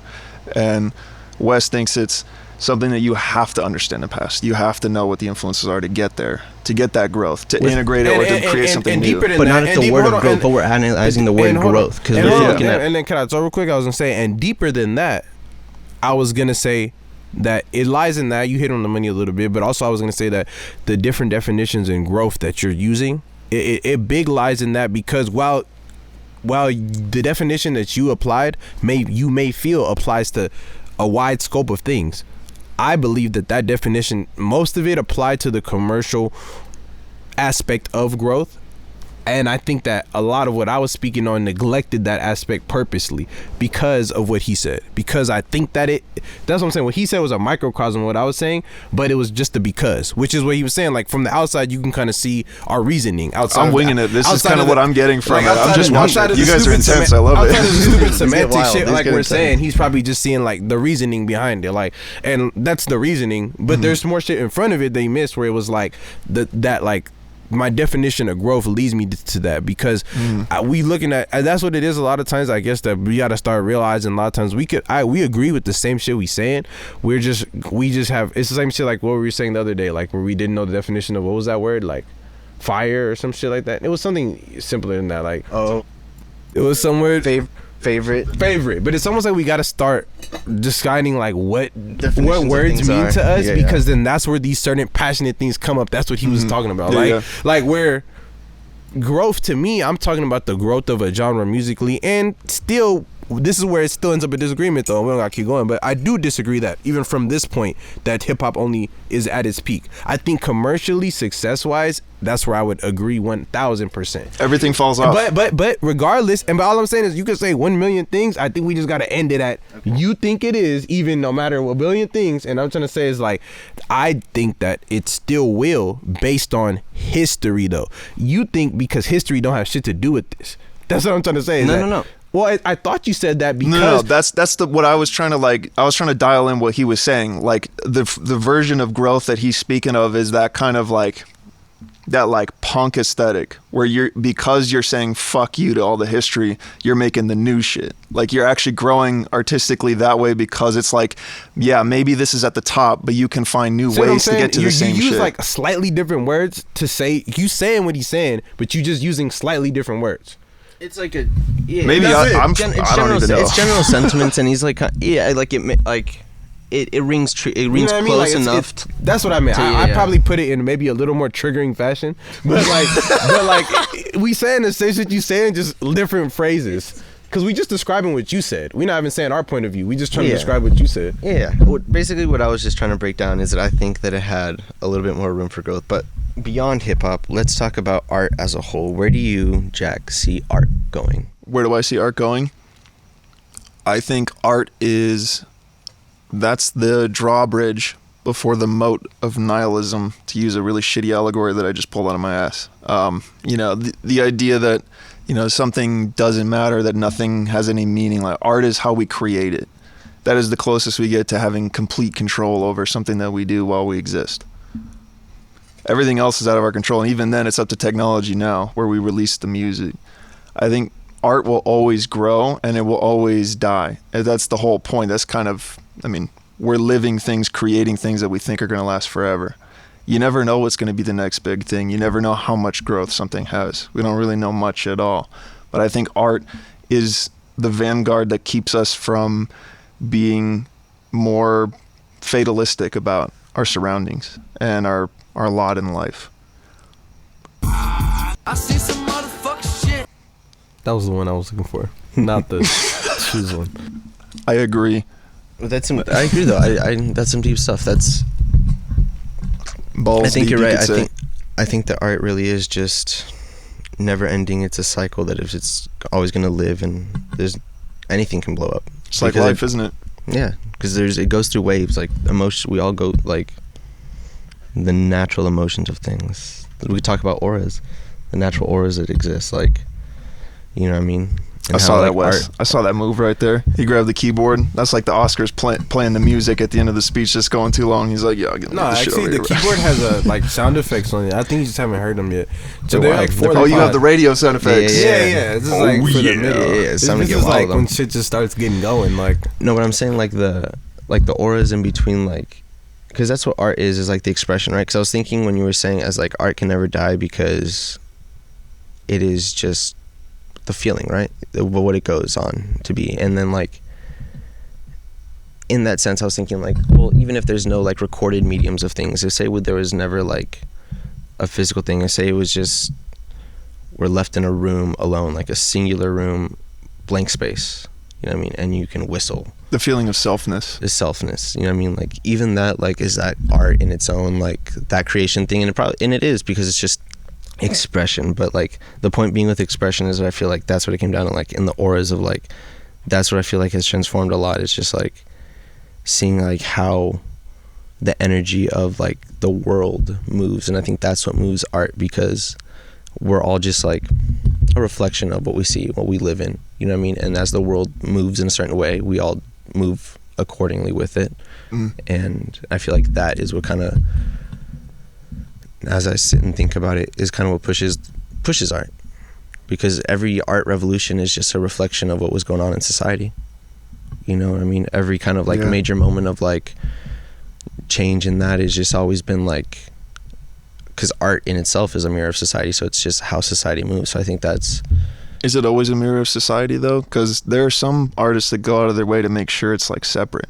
I think that's when it starts to push. I think that's when it goes into like the changing of the guard, and I think that's like when, that's what I was saying, like the moments of like change of like, there was a lot things, because I think those moments, those artists are the ones that are the most like the pinnacle artists that we look into, like as to like, oh, when we look back in history, like, yo, those were the ones that like, they captured something real that they had to make themselves. Exactly. It's that contradiction that gives it so much worth.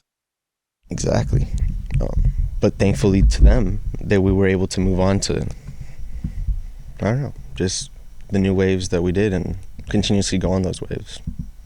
It's wild to see what, I don't know, where art will go next. And the longer the world goes on, the more kids that are born, they get a different experience.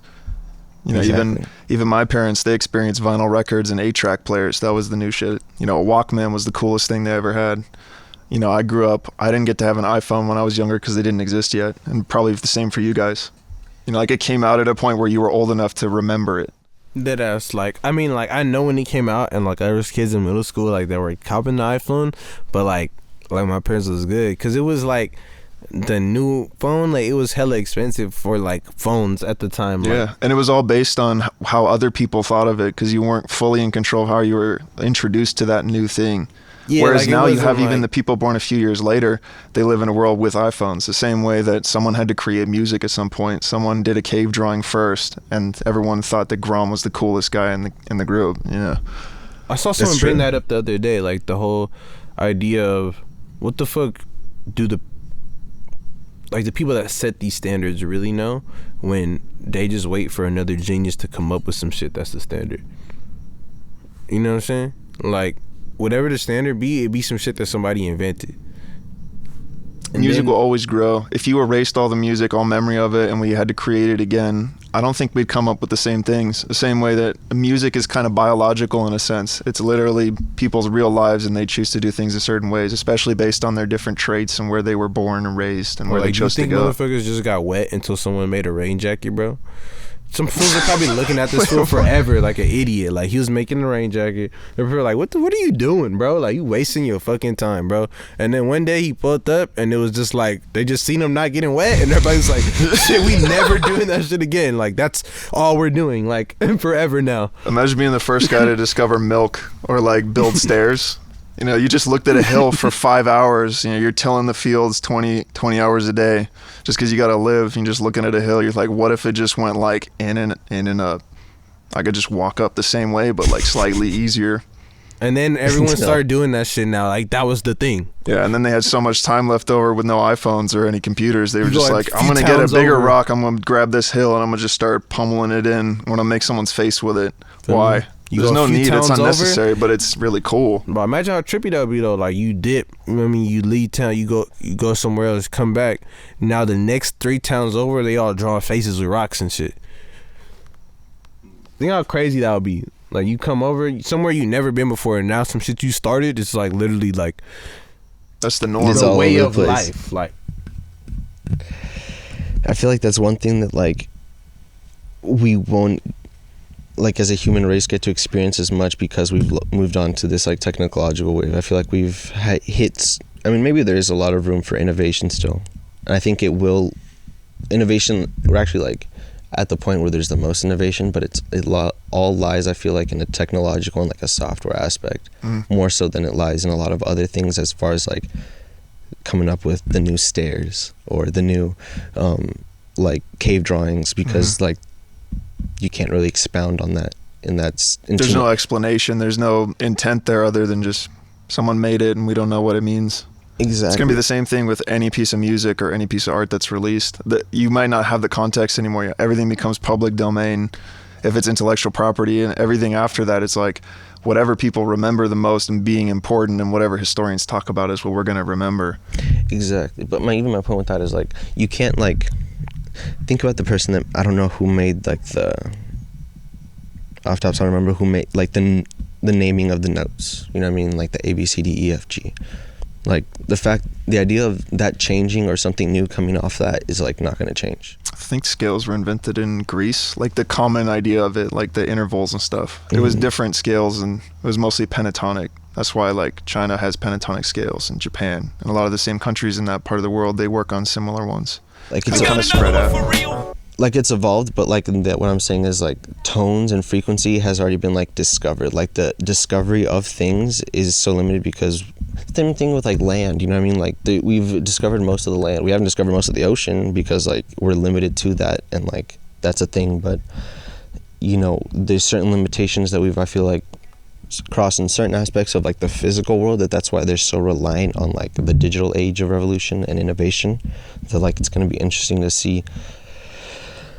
Like you're saying, like the young kids that only have like the iPhones and stuff now, where we didn't, or even the generations before us that didn't have any. Like radio was the only way, and then it was YouTube maybe. You know, exactly. So it's like, what's going on over there, bro?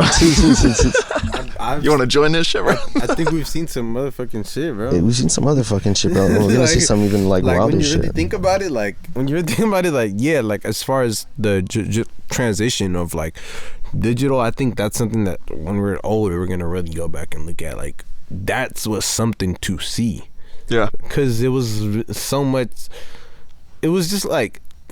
It was like the way they describe change from like the 50s to like the 80s, like how, you know, I used to think like this is exaggerated, like it's a movie, like TV came in color, like it wasn't that crazy, like, but I think that was really our version of that, bro. Like, and it really cemented to me how crazy all that shit was, like where it was, because I wasn't there, obviously, like you guys are saying, like, so, but that was really like, to me, like, whoa, like I see how like from day and night, like culture can change as a whole. I think before that we didn't really see that, and after we kind of haven't seen, because we've all kind of been in the zeitgeist ever since, you know what I mean? We've all been like groupthink ass like ever since. This hasn't been like no, like, that's the weird part. Like, are we done with that? The culture and the like technology always changes exponentially faster than people do. I mean, if we even change at all. But I guess the question is, are we done with those like super changes? Like, do you think we got another one of those where it's like, you know what I mean, like where TV comes to color, where like something that just like changes everything, like cell phones. You mean like a teleporter machine? Only because we're so groupthink right now that I'm like, what the fuck is gonna change our whole way of life? There's a couple left. Other than like disasters, like, you know, bad shit like that. Like, I'm minusing out like, you know, us all dying or some shit. That's interesting, because we're gonna get to a point where our physiology can't really be tailored to any more than we can, or what we have control over. You know, it's not like we're gonna have implants in our appendix. Like, we can't control what it does. We're not gonna have a device for it or something. Like, we have hands, we have eyes, we evolve for a certain way. Like, at a certain point, we're not going to have any more technological growth. All we'd have is personal, and by that point we might have already blown each other up. Imagine just like we run out of ways to grow as society, we just start growing personally and shit, working on ourselves. That would be crazy. Niggas just like mad mature and shit. A whole world of the bourgeois. Like, we found all the technology on earth. Like, start getting mature. Like, no, we're heading towards Wall-E, man. With those big chairs. They're just like, the nah, TV I know in it's front. more out here. They're like, you can like work on yourself now. Like, it's good. Like, we got everything. You've won. Work on yourself now, you fuck. That's some interesting like deep shit, because it's like, do you think people can achieve the ability to get there where they can work on themselves without? No. Nah, because they I'm super into philosophy, so I'm gonna say straight up. Bro, nah. look at what phones. Okay. Thinking about what all this change that we saw. Can you even say that? Like, And that we like won't what get to cell see. phones have done to us and shit, bro. Like, bro, I think, yeah. that shit's done something to us where it's like to the point where, nah, I think we gonna be forever searching for the next thing. Like, I Always, think they yeah. got us. Well, They got us by the balls, bro. Look at the trajectory of Earth. I mean, we just came out, and I mean, depending on what you believe, obviously, but you know, we came out of a bunch of energy. We're all pretty much made of the same shit that was there before. We're like the next billionth over line in generation, you know. And at some point, Earth's probably just gonna freeze up or move out of the sun's way. Like, that's what's gonna happen, because we're really small. We're not really that significant, because it's just a big void full of like rocks and cool planets like Saturn. Yeah, I'll go on the record though. If we did achieve inner peace, it would be ill. Yeah.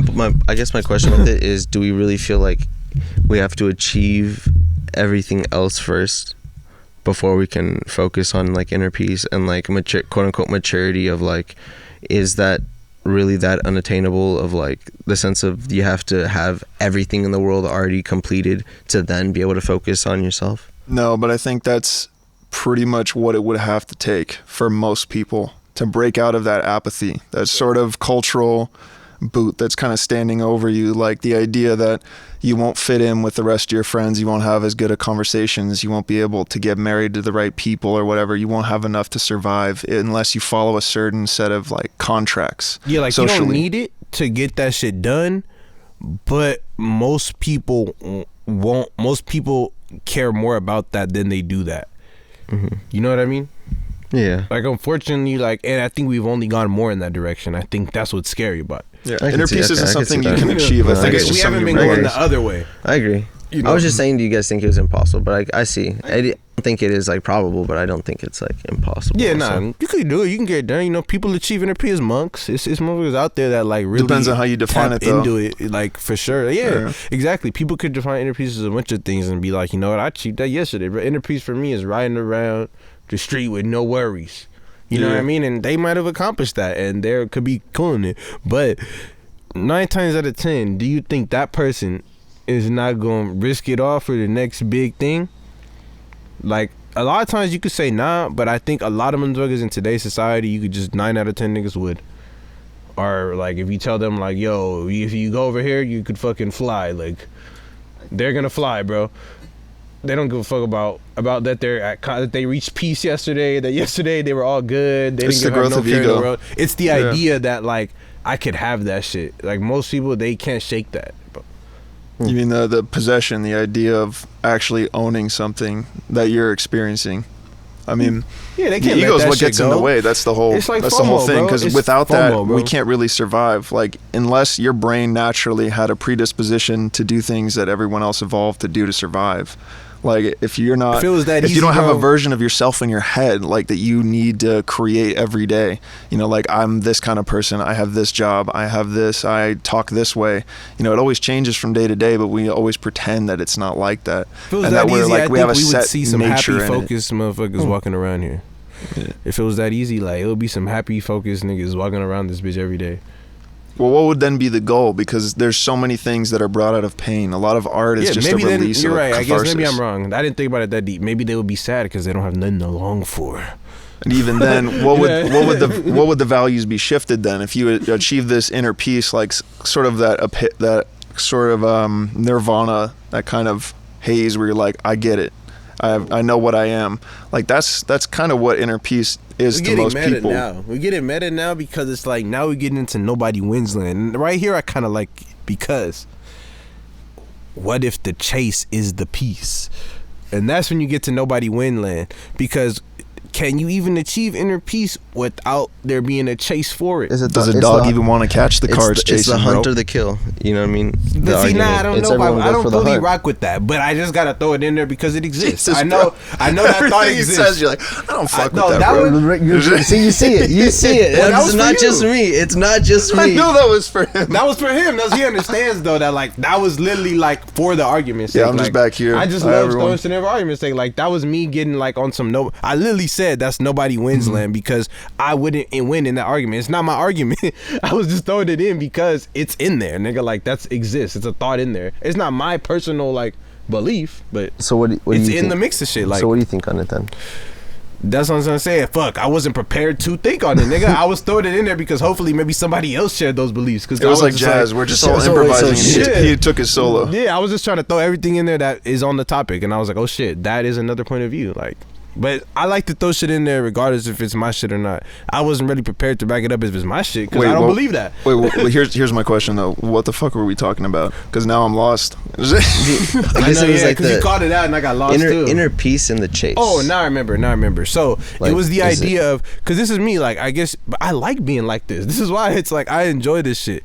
I'm like I'm a chess ass person, bro. So I did that to myself as defense, because you know I'm like that. Like, I automatically would think something, but instead of, like he pointed out earlier, instead of just digging deeper into my own personal beliefs, I think that's like weird to me. Like, I feel gross doing that. Like, I automatically think, how would I be wrong?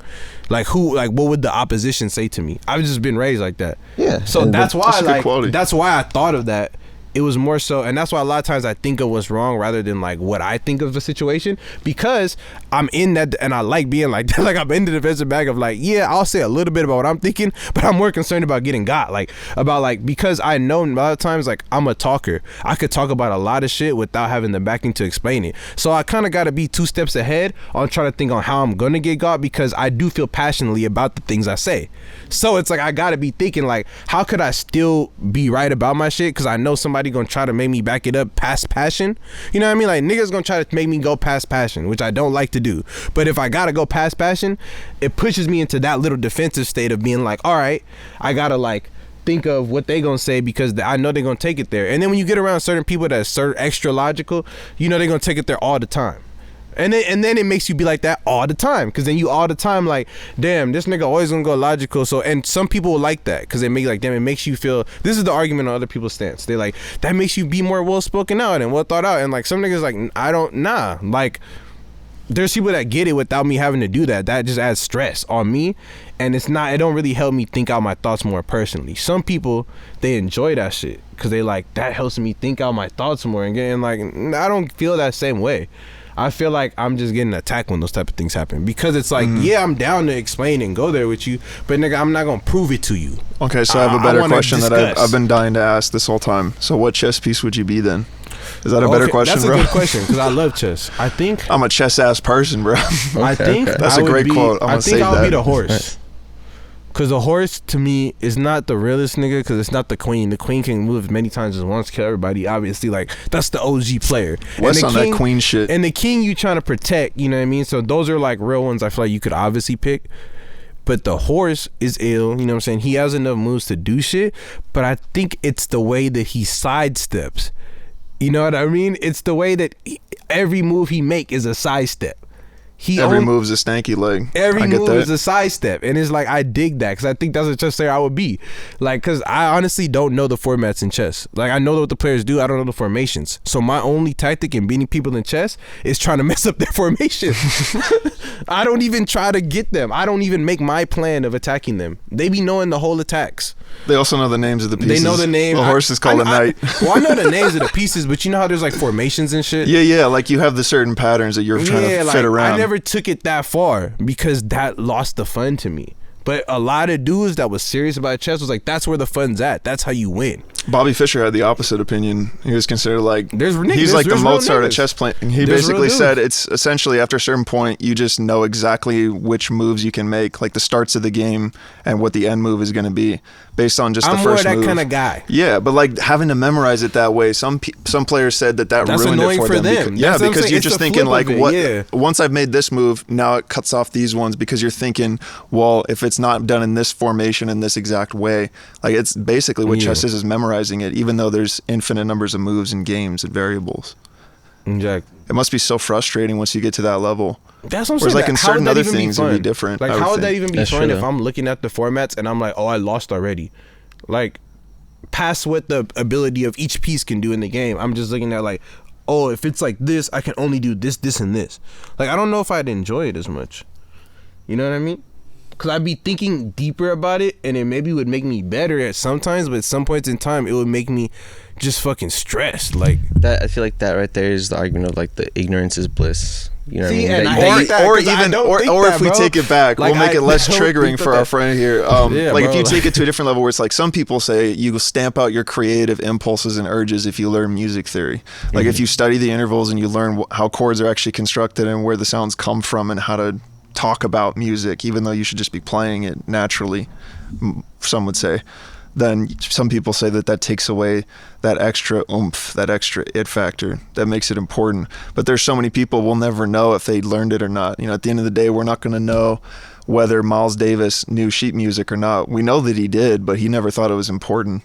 You're going to lose that part of it. You're just going to hear the music and what's left, because that's what's important, is the art itself. That's very true.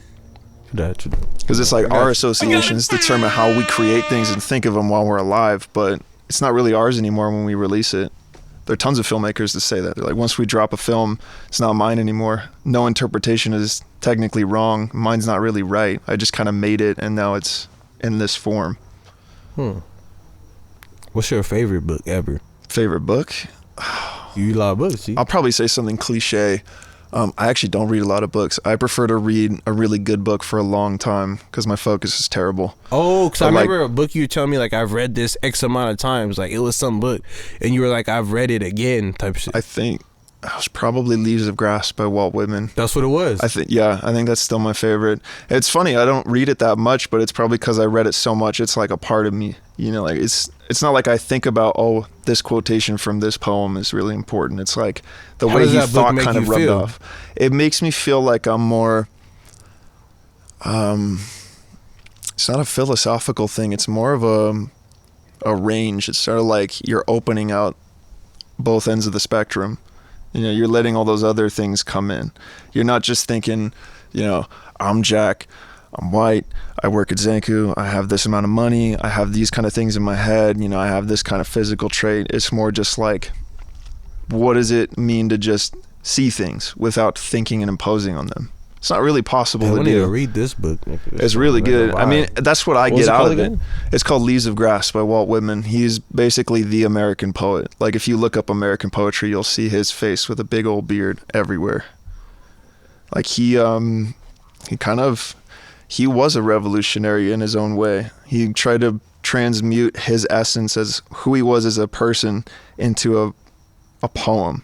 In a time where rhythm was still there was still, like, you had to do iambic pentameter, you had to know what a trochaic inversion was and a pyrrhic inversion and all the different meters and things. It was very technical and very so he was snobby. Like Eminem of American literature. Exactly. He like opened it up for everyone else. He went in and he went, you know, there's no set line. I can make a fucking list of different images for 20 pages and that's a poem, and you'll read it because, you know, it's beautiful. It's almost like he was a visual poet, but my favorite quote from him was, reading, the words themselves don't have any value. It's the thoughts that they suggest, rather. And that's where I get the same feeling with different art forms. It's not really it's not what I give a shit about and what I think is important in a song or what I think is important in art. It's what a human being put down for me to hear, and everything else is free reign. Did you say that one more time, bro? Like that last bar you said. That last thing you said was real. Like, little quote. What was it? Which one was it? The Walt Whitman one? Yeah. It was like reading. Oh, well, fuck. I don't even remember. I was paraphrasing. Oh, it was about the thought it provokes. You said something? Yeah, it's the thoughts that it suggests. It's not the actual pieces of the art. It's not the actual words, but it's not the intervals, it's not the scales, you know, it's not the shot techniques, it's not like the lens. I really fucked with that. Like, when you said that, like, I just kind of like, I feel like I understood it on different, like, the different moments in time where I understood that, like, popped in my head, where I was really just thinking of, like, the times, like, the thoughts, something kind of like the music I was writing where it was more about the thought that made me, like, when I wrote it, it felt more potent because of that, because I was trying to write rather than the story. It was like I was trying to describe that thought. Yeah, you're getting the demon out in the open. And it's like, I get what you're saying. Like, damn, like, those shits do be hidden. Like, those songs do be hidden when it's like, because it's like something that's when you get into your universal bag. Because you think of a thought that's like a lot of people have felt, or like something that a lot of people have like been in that, and you kind of really be like, damn, like, how do you channel that? And you get to channeling that shit, and it's almost like, damn, this is bigger than you, because it's really like about what this makes you think. And then you kind of came at it from that idea, like, oh shit, like, I was thinking this, and this was a profound thought. Like, I got to figure out how to express this through song. Like, that's kind of like, I feel like a lot of times songwriting for me happens like that. The personal becomes universal through art. That's the medium, really. Or at least it's not like the different art forms. Yeah, it's like, because it comes only from this person or these group of people that made it in this specific way, that becomes something meaningful. It's deep. Definitely on writing, because I guess I don't, like, as you know, probably I be freestyling a lot and shit, but writing, I think since I've been doing it more, I've been thinking a lot more about my approach to it and like working how on the pen game. And like, I think always important. That was like a big thing I noticed in my approach to at least writing the doper songs. A lot of times, rather than a story or anything, or like the vibe of the beat, melodically, it's like the thought that I'm trying to provoke, or the idea that I'm trying to like express as a whole really gives me like a certain focus when I'm writing. You're getting at it from the sidelines. You're just flanking it, and then it gets those people to the same spot. Yeah, It's like you can't just straight up send all the chemicals into other people's brains to how you are feeling at that exact moment, but like the emotions, the images, the feelings, the notes. It's like in all those school they come might out. have prepared me for that shit, bro. Like, you know, like we throw like little topics at you and they make you write like an essay in like a short ass amount of time. Yeah, and shit. that word explain at the end. Like, you're like it's fuck. like that. It's that same muscle where it's like everything you're writing is on this topic and you just be going. And you know, like it's getting to it as a whole, like, you know what I'm saying? You're not just direct, like right at it, but it's like that's the same muscle I use when I'm like, oh damn, I used to be nice at this. Like you start doing it, and I'm like, oh yeah, like I used to like really nice at essays and shit. Like you just have to use that muscle when you write a song. I realize, like, you know, you got to get into that bag again. Like I was like, oh shit. That's some real shit though, because it's just like that. It's practice mode. You know what I mean? Mm-hmm.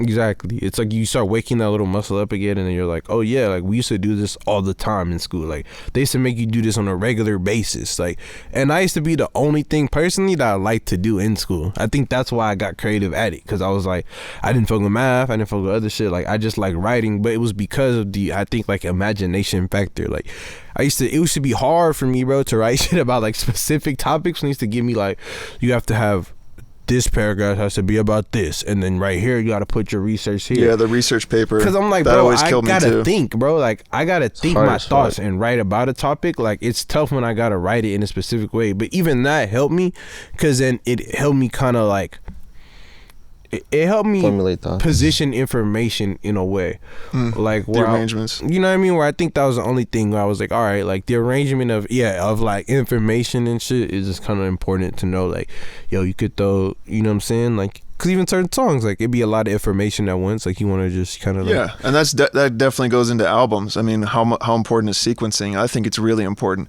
Me personally, I think that's probably the most important foundation of an album, even if it's not a concept. Even if there's no themes or there's no real similarities between the different songs, even if it's a greatest hits compilation, it's like sequencing's off, it's whack. you're I right. agree though. wholeheartedly. I think One when of my we favorite things to started, do bro, is I just was make in a playlists, screenwriting like class. make them flow. I think when I first met you and we first started, I was in a screenwriting class, and I think that shit really bled into the music I was making at the time, because this was also in the class at COC where it was like about film and music and movies. Like, remember, like that was wasn't it that class where you had to do like some scoring and shit like that, like when you first had Pro Tools? I'm trying to think if that was at COC or not. Might have been. But I remember that for sure. I was in screenwriting at COC like I think so, around yeah. that time, and it was like, I remember that being a big influence on me, at least just like because I was learning about the aspect of like the structure of films and shit, like, you know, opening and closing and shit like that. And I was thinking of like scenes and shit like that, and just like, I don't know, like I think that aspect of like sequencing mattered, because I was like writing a lot of different shit. I remember you had to write like half of a whole ass screenplay to finish. So I think at the time I was really like, even bars wise, I was like, Parable is the one that comes to mind the most when I think of that shit. Was like where I was really thinking like on some like movie shit. Like, you know what I mean? Like I just thought about me like being on like a highway, like, because I was thinking of scenes and how much thought goes into scenes. And that's why I was looking at songs, because we were making an album with a lot of quick songs, you know what I mean? So it was almost like thinking about the idea of like, damn, like, remember we were talking about putting like a lot of shit into one, like making it so impactful that like when you get to the one song and shit, it's like boom, like, you know, you so tapped in that you just want to keep watching, like a movie, like a Tarantino flick. And I think that was my shit, because I didn't even know what his movies were called. And at that time they told me like that whole shit, like the portmanteau and like what all that shit was really like labeled as, and how it was a genre and shit. And I was like, oh, like it just made sense to me. I think it was something I was already into. It just started to like click, at least on that format for me, because I was like, oh shit, like this is the like technical way of like how motherfuckers be making like films and shit. It was weird. Yeah, no. What is your take on that, as in terms of structure, as someone who produces music? I think like Wesley, I learned a lot from my video classes. I was thankful enough and had the opportunity to take a couple different video classes throughout like high school. That's why I was asking us to like which one, because I took a couple in like high school and like and a couple of different other like colleges or universities that I jumped around between, and all of them did talk a lot about structure and what it is like to tell a story. And for me, when I listen to an album, I like to listen to albums as a whole a lot. Like, if I have the opportunity to, I will, when something comes out, I will listen to it front to back in the order that they put it out, because I pay a lot of attention to the order that it comes out.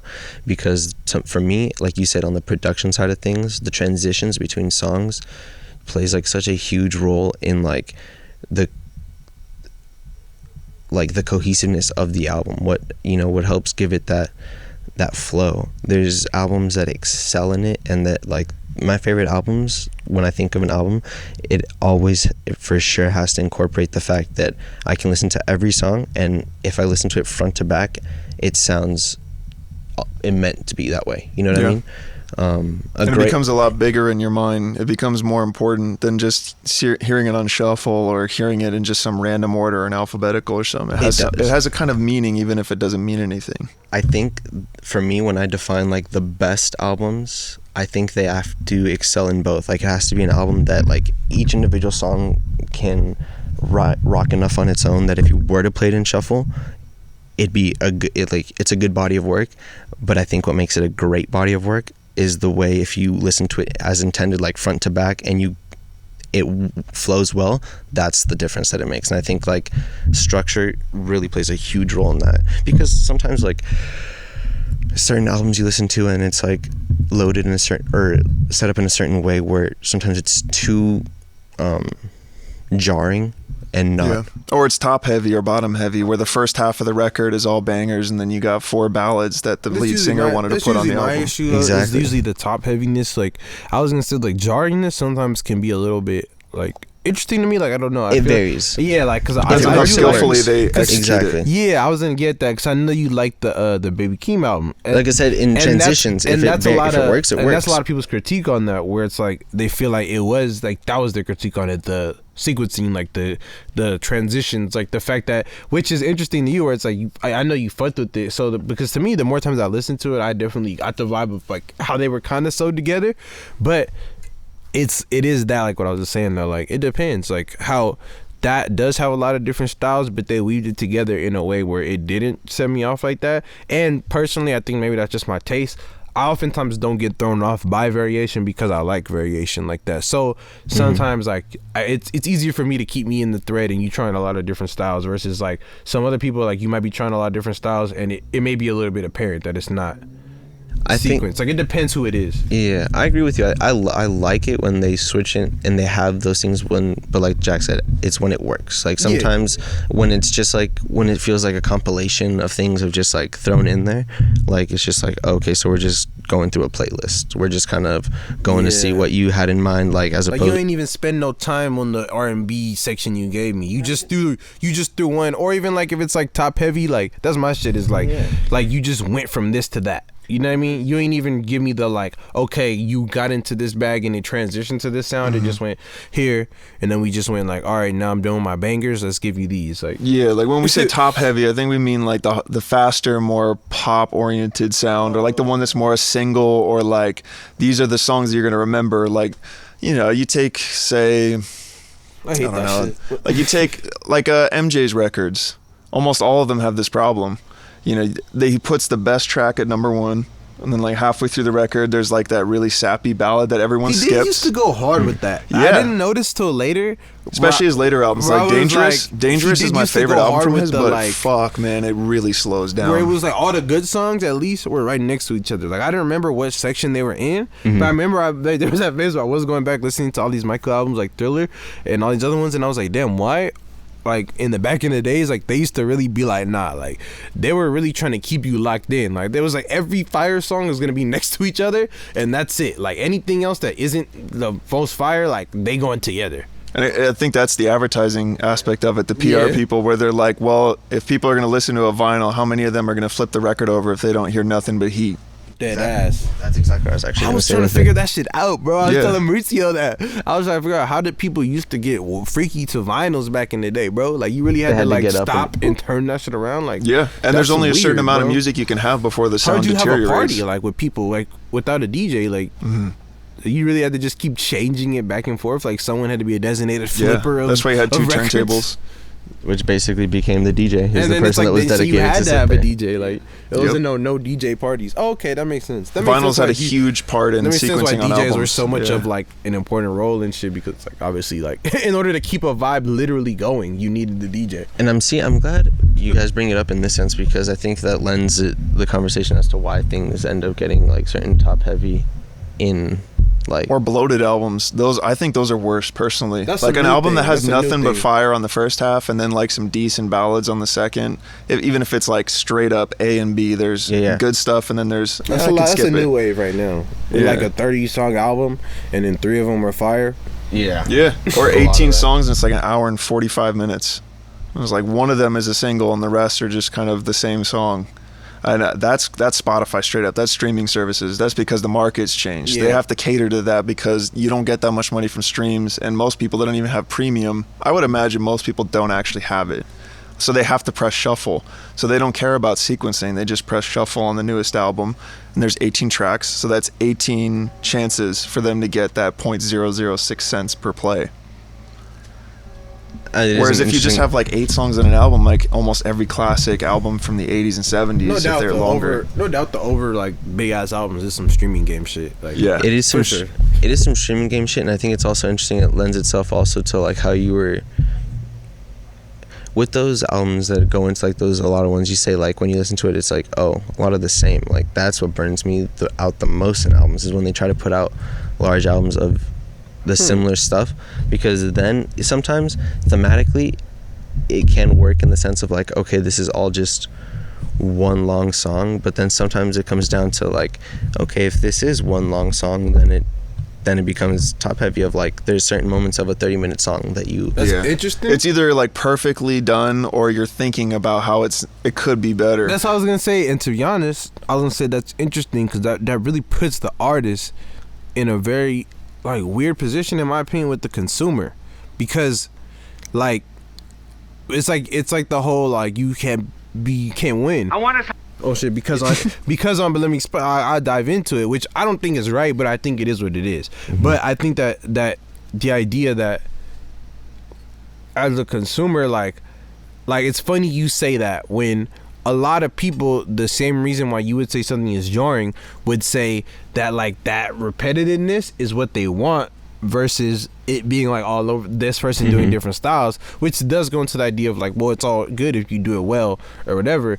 But that's what I'm saying, where it's like a lose-lose on either end, because say I'm an artist, right, and you trying to figure out like, damn, what do I do? Like I want to please, if you this type of artist, like, you know, you're trying to be like, what do I do? Like what do the fans want? And then you look at the fans on and they're like, damn, they want some more cohesive shit. So it's like, all right, but then what if their idea of cohesive is like, I'm gonna give you a bunch of the same shit, like I'm gonna stay on this same vibe? What if they interpret it like that? Which, you know what I'm saying, I may look at that and be like, bro, this is boring as fuck. You're talking about Drake, right? But I would say like, you know what I mean, I would be kind of like, I would still be like you, but I do see where the dilemma comes in, trying to please the consumer that may not be like me, that you're also getting from, you know what I mean, where it's like the consumer that's also interpreting the cohesiveness as that sameness, and is also interpreting the jarringness as you trying different shit, where me, I'm probably still gonna like it because it's hard for you to fuck up trying different shit with me, you know what I mean, unless you're bad. I don't think most people think about it, honestly. I don't think most people care about sequencing. I think certain artists do. That's what I was gonna say. Like, if I'm that type of artist, like on some like commercial, like trying to please my fan shit, I think you are trying to feed your consumer when you're like that kind of artist. If you don't give a fuck about the fans, yeah, and the then different you on a purposes too. different Like, do they wave, like- want separate songs? Are they prioritizing like you want the individual songs to all be their own standalone pieces, like their own individual symphonies, just put in a certain order and doesn't matter because like you can just listen to all I their think shit a lot of however times you they're want. going into what is going to stream the most with fans, and that's why they feel like the end of the day, like fuck, they might beat me up on the other end, but they're like, I might as well put out a bunch of songs because fuck it, what if they just listen to it on repeat once or in the background, like, you know what I mean? Like, they're probably picking the lose of both situations, which puts them in a tough situation. The physical media is what puts that into like sharper perspective, I think. Like It's kinda owning like a Hillary, physical record and playing it in the car and hearing so true. many tracks on one thing. Like even just cycling through to get to the one track you want to get to, sometimes it takes like 30 seconds. And it's not that that's a problem, but it's like, what if there's like 6 or 7 songs you don't care for? I agree with It's that. indulgent. but then that is where it comes down to just like a shitty album. Like if or it's just something you don't fuck with. If you have to skip through 6 songs, like that's 6 songs that just, if that's a consistent thing, then like that's, I feel like for me when it gets to that point, like I don't classify that as like an album that I'm putting in the argument of like, okay, this album was so great that I'm into like this. Like that's just an album that had like a couple hits on it. Like I think it just gets tricky on the reasoning why you could end up skipping the 6 songs. Well, I agree with that. And that's why it's like, I don't even know what to say on that, because it gets tricky, because you could be skipping them off of this shit being too different, or you could be skipping them off the very same reason why I would skip them is the same reason you described, like all this shit sound the same. I would skip it off that. But there's a lot of other people that would be, it's interesting enough, like that same way you the same thing you described earlier, they would look at that as that way because of what you described. You know what I mean? Yeah. Like, even though I'm kind of on the same side of you that like, don't put out the same song a billion times. Well, they're always like, I'm not listening, bro. What's happening? Like, I'm not listening to that. That's because you're sitting on opposite ends of the table. That's what's happening. I just gotta let people know though, like I'm not listening to that. Like if you put out 1 million of the same song, like I'm not tuned in. One thing that I was just gonna say is that when I feel like sequencing plays the most important role is when it is a conceptual album or something that is when it's meant to be sequenced. Like you can, when you listen to an album a certain way, sometimes you can tell the sequence was paid attention to or that it wasn't. Like if you listen closely, like you'll see the connections, you'll see like lyrically or like musically, like just the way it all flows. You're right. I guess I'm saying a lot of and the if you're looking for it, you can tell. Exactly. And I guess where I was going to go with it is I'm going on a way that base level than that. Like I'm with you on there. I'm just saying that like on the consumer level, they're not even seeing any of that. I know, but one sec. This is what I was going to say. I'm going to let you finish, but yeah. Is that, but then this also goes into what we're saying, like the cinematic approach that we've taken, or like that has been taken. Like I think that's like the big part of it is like why I like certain albums that take that approach is because like when it's taken that way, it is in the sense of like a bigger story, an overarching thing that kind of like is meant to go in a certain way, and so it's like it's kind of meant to be listened to in that sense. But if an album is put out that it hasn't been given that like thought process of like this is the how it's supposed to be behind it, then sequence doesn't matter. I don't think like it, like if we're talking about like certain like current stuff, contemporary stuff that comes out nowadays, a lot of stuff, and where I was saying my big critique is like a lot of stuff that is very similar sounding. It caters to markets rather than the individual artist's taste. Exactly. So that's all I was getting at. That's just a little consumer thought within this that like kind of taking my like a little bit advanced music hat off. I like to take my advanced music hat off. Like even though I know it exists and like I could look close and see all this shit, but like when you're listening to an album for the first time, that completely disappears. Consumer, like, it has to. But to be honest, it don't really disappear for me. I was just in this argument looking at it like from some like as the consumer, as full like they actually not as the way the artist would be looking at as a basic consumer. But me, like I'm gonna be listening to the deeper shit that he was talking about there. Like I'll listen to it like second or third because like me, like I've said, like first things first, I'll always listen to the sonics of it. Like the sonics is the most important thing. Especially if what you were talking about second, the transition though, like that whole like you were talking about if I can tell if they put effort into like the transitioning like of this, like what I mean, like a concept I'm like it being together. That was another big thing where I was like I feel you on that too though, where like that's where I would draw the line too for me, where it's like I could give you some credit on shit being cohesive, but I can also see when you put effort into it and you just were like, all right, and there's a certain level of like you don't really know whether they even meant it to be that smooth. Like you just picked the ones that were similar together, like you didn't really like, or they just thought, we don't want all the ones that are in the key of F to be on the same side. Like that's different. We'll just do like this person wrote this track, this person wrote that track. I be seeing that shit. A lot of like forced like segmented stuff, and then it becomes into the marketing stuff, and then like that's when it gets overburnt by like all the labels and how much involvement the creator has in actually putting it together, because sometimes it's just a producer, like old school record companies when they owned everything and you had to buy a record to get it. That's probably why they made records with 33s instead of 45s. The standard 180 gram that we get now is like this floppy piece of shit made out of plastic, and it died and got warped and got scratched, and it sounded pretty bad, and there's not really good sonic, and most people didn't have a stereo turntable. So if an album was made in stereo, then you just couldn't really listen to it the same way.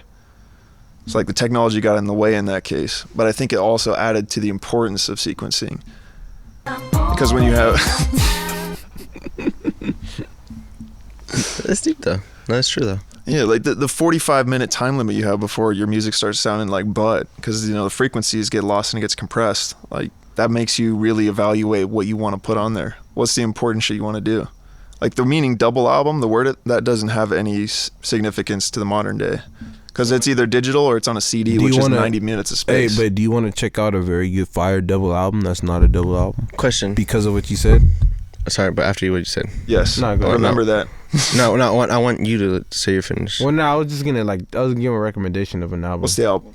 Or So just- it's not or say that the important. We're waiting on you. We're Wes. waiting- Oh, it was the I was gonna explain it. That's why I was gonna explain why, because I was gonna go into the fact of how he just said like a double album don't really exist, and I was saying that's interesting because there was a double album that just came out that is not a double album because of that reason. Which one? It West Side Gun. Oh, okay. The side Hitler A, side Wears B. Hermes Okay. is and they talk about it and everything. Even Fantano's weird funny ass did a review of it as an album, like together, because Melonhead. it's side A and side B. But double albums don't exist no more, literally. So it's kind of like people make long ass albums, but like they tried it, but like Drake tried it with fucking Scorpion or whatever the fuck that album That was a rough sit. You know what that I'm was saying? a rough He tried listening it. experience. He tried it. He tried the marketing as it. So let's throw that in there. So we get out of semantics land. They tried the marketing as a double album, and therefore, what I'm saying is that now, there's another album right now. It's marketed as a double album. It's fucking great. I would love listening to that shit double album. They sold vinyls and everything, but I understand what you're saying. Like it was one release and then it was another release because it's streamed, bro. Like we're streaming this shit. Like it don't matter what the fuck whatever you want to call it. Like Yeah, and the structure's lost because of the lack of that limitation. Because it's not like you have a certain amount of time you can put on both. You can just dump all of it. You can make a 4 hour, 50-minute That's album. why also I don't exist, because you could just make a long album.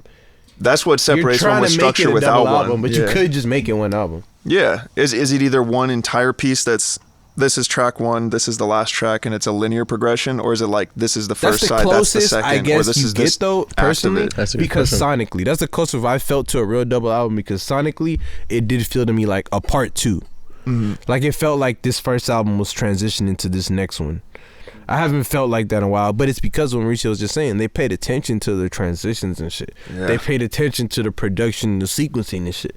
When you do that, you could kind of try to get your double album off, because you can try to score a movie. You know what I mean? You can try to get somebody's attention all the way through carefully, meticulously crafting the parts where they're going to tune out. I'm glad you said that. That's exactly what I was going with it, is that I think that like the double albums lend themselves to being like the movies. Like when you get into that long feature, like or into long book, if you want to compare it to like literature, like, I mean, there's short stories, and like, and I feel like that's actually a thing that is just a result of the attention span that people have nowadays due to technology, and like the so much oversaturation of media that we have, and overstimulation, that we're just forced to focus on things for only so long, that we don't give attention to long form things. And I feel like that kind of lends itself to most people aren't going through the long story, the long fully thing. And so And like, our entertainment's different too. You It notice is. that there's less educational channels and shit. Like there's yeah. no people just talking about just random pieces of art, or like bringing an author on TV. It's always like a Very press true. junket with Jimmy Fallon, You seen and he you can't seen even the Bob interview Ross someone. doc? it's true. One second though, I just want What just happened? I didn't hear either of that. I didn't hear I'm glad you it guys- either, but I just want to finish I'm a this good thought real listener, I quick. swear. That was funny though. But basically what I was just saying though is I think that result is actually probably like the biggest issue with like the double albums nowadays, or like the issue is that like or just long ass albums, that if people come like that release them now, they're probably more susceptible to not having it even like listen to in its entirety, and 2, like given a second listen to that it takes to, or second read through that it would normally take to get those finer details, and the 3rd one that it takes to really end up like fully reflecting on your own life, and To like see it in that macro view where you actually see the whole album together. exactly, you know what I mean? I It feel takes like work to get there. The double album, it as an It's art hard. form, it demands your Ooh. attention. I gotta- like you said, what about the movies? Like once you get to feature length, like hour and a half album, that's telling you you're gonna listen to this. You're gonna whole sit thing. down, yeah. You're gonna sit your ass down. You're gonna put headphones on. God forbid you listen to it on like a little Walkman or something. Like you're gonna put on the cans. You're gonna close your eyes, and you're gonna listen to the structure and all the narratives and shit, or whatever I do with it. I got a hot take. So, that imagination factor that was there, like pre-visual, lended itself to the double album so much more so. Like when we talked about that before, like that just rung in my mind. It's like what made that so possible, bro. Like, cause that era, like those things made it so much more possible for you to have like a long piece of fucking like music or material that you can just go into your imagination land with. You were forced to a little bit more so. Huh? You were forced to a little bit more so. Yeah, you see what I'm saying? Like that's when it was like, I feel like that's when vinyls and all that meant so much more, because it was like that was what transported you to the world. Like, cause you played the record, you looking at the pictures, you looking at the stuff. Like that's what did it for you. Like, you know what I mean? Like that made you imagine it. And it's almost like that's what you were able to, almost, because you were forced in that position where it was like, all right, like we're able to put out full ass double albums and shit, because you already getting in that zone when you listen to this album. You know what I mean? You're already getting an imaginative zone. And I will say also, in those double albums, in the rare few that I'm thinking off the top of my head that I rarely get to that point of like we get to be called like a double album, I feel like a lot of it is that they just had a lot to say. You know what I mean? It felt like the real story drawn out thing of like, yeah, that was the great ones, like the really, that was the masterpiece. Burnout with exactly. the Drake album. Not my Burnout with the Drake album. I think is The it Scorpion wasn't a we're talking double about, right? album in the sense of like it being like a double story or like one long story. I think it was actually just like we were saying, just a mix of like a compilation of just like a he bunch of dumped stuff. it all at once. For me, it he was didn't that. even dump the stuff we wanted For me, to it was hear, that like what you his just response said. to the Pusha T diss. Yeah, Like what happened? See, for me, it was what you just said. It was that the fact that it wasn't like he had a whole bunch to say. He didn't say a bunch of things. He had nothing to say. It's almost He's- like he was hiding from it. I He think kind even of said critics like were talking he was about trying to that. show that like, oh, I'm not really gonna talk about this, and I'm saying like I don't think you use a double album for that. I think a double album is to be like, oh, I'm super talking about something. Like I'm talking about it so much so that I need 2 albums to talk about He it. was making a spectacle, Yeah. but there wasn't quite enough meat like in the sustain it. bones. Yeah. And I don't that's- know. I mean, like, there's some good tracks. Like, obviously, God's Plan is a classic. I think we can admit that, even if you don't like the track. Like that 808 beat comes in, the little breakdown he does. Where So, and just to tell you that West Side Gun album, that's a double album. I think you'll like it because a lot of jazz loop in there, bro. Like, ooh, yep. There's I'm in. there's a lot That's of tonight. there's a lot of good little jazz, like little sample. It's all that, bro. And I mean that's what gets you through it. To be honest, like if you're a music head, because the first one could be a little bit drag on with the subject matter, but then the second one is feature heavy, so it's like a big change like when you get to side B, because then it picks up steam on that regard. And topically wise too, it gets a little bit more like, I feel like more jazz loopy and more, but I feel like the first half is more on the fashion references. So it's kind of like the Powers That Be, the Death Grips double album, where it's like there's a kind of a gap between the two records. So like Jenny Death and On the Moon, I'm not going to say the first word, you know, those two, they have their difference in like a sonic quality. You know, like the first one has the samples, and then the second one has a lot more guitar and a lot more like personal lyrics rather than abstract and poetic ones. That's exactly kind of how I would describe it, like low key, because I would say that the beginning is more like abstract poetic. Like it was harder for me to get into. That's like the album. That's the one where it's like you got to sit down and pay he goes attention. around the interviews and he says like, oh, I like that one better than side B. Yeah. But it's because of that more so. It's like, I'm not gonna sit here and pay attention to you rap about very similar things this whole time, but that's the one to pay attention to, quote unquote. Where Yeah, and it would have lessened the overall product if he just did like A, B, you know, all the sides were on one and we just kind of did whatever sounded the best mix. Like because then it would be top B, heavy I or don't have a have to pay difference. attention to. Like B, I don't gotta pay attention to that hard to get. If you get what I'm saying, Yeah. Like I can slap it and you immediately like, okay, this is fire. Like A is like, I could tell he's doing some high level art, but I gotta tap in to really get into it. Yeah. What are your thoughts on a deluxe album? Deluxe albums, I think most of them are full of shit and they're unnecessary. I think it's a way to screw the consumer out of their money. It's like if you, especially when they release it right as the original comes out. Like Taylor Swift was one of the first people to do that. Like, did you remember? Like, it's important. I Like, think you're I don't hitting listen on to the her money, music all though. that much, but like, I'll Just the give an fact she artist did the it, yeah. time they deserve to like really evaluate what I think about like You're their hitting choices. on the and money, stuff. bro. Yeah, this because like album she that I'm drops this talking album about- and it's like, this is the deluxe. Like, well, you put 2 tracks that weren't good enough to be on the other album. You had no limitation. You know, this is a 50-minute album. You're You right. have 40 extra minutes of space physically speaking. I think that's why I didn't bump the Run the Jewels Deluxe, man. I felt like that about that one, man. Like, Which one's better though, the first one, or in the second my Run the opinion- Jewels? That's yeah. love the Run the Jewels too. My Really? opinion.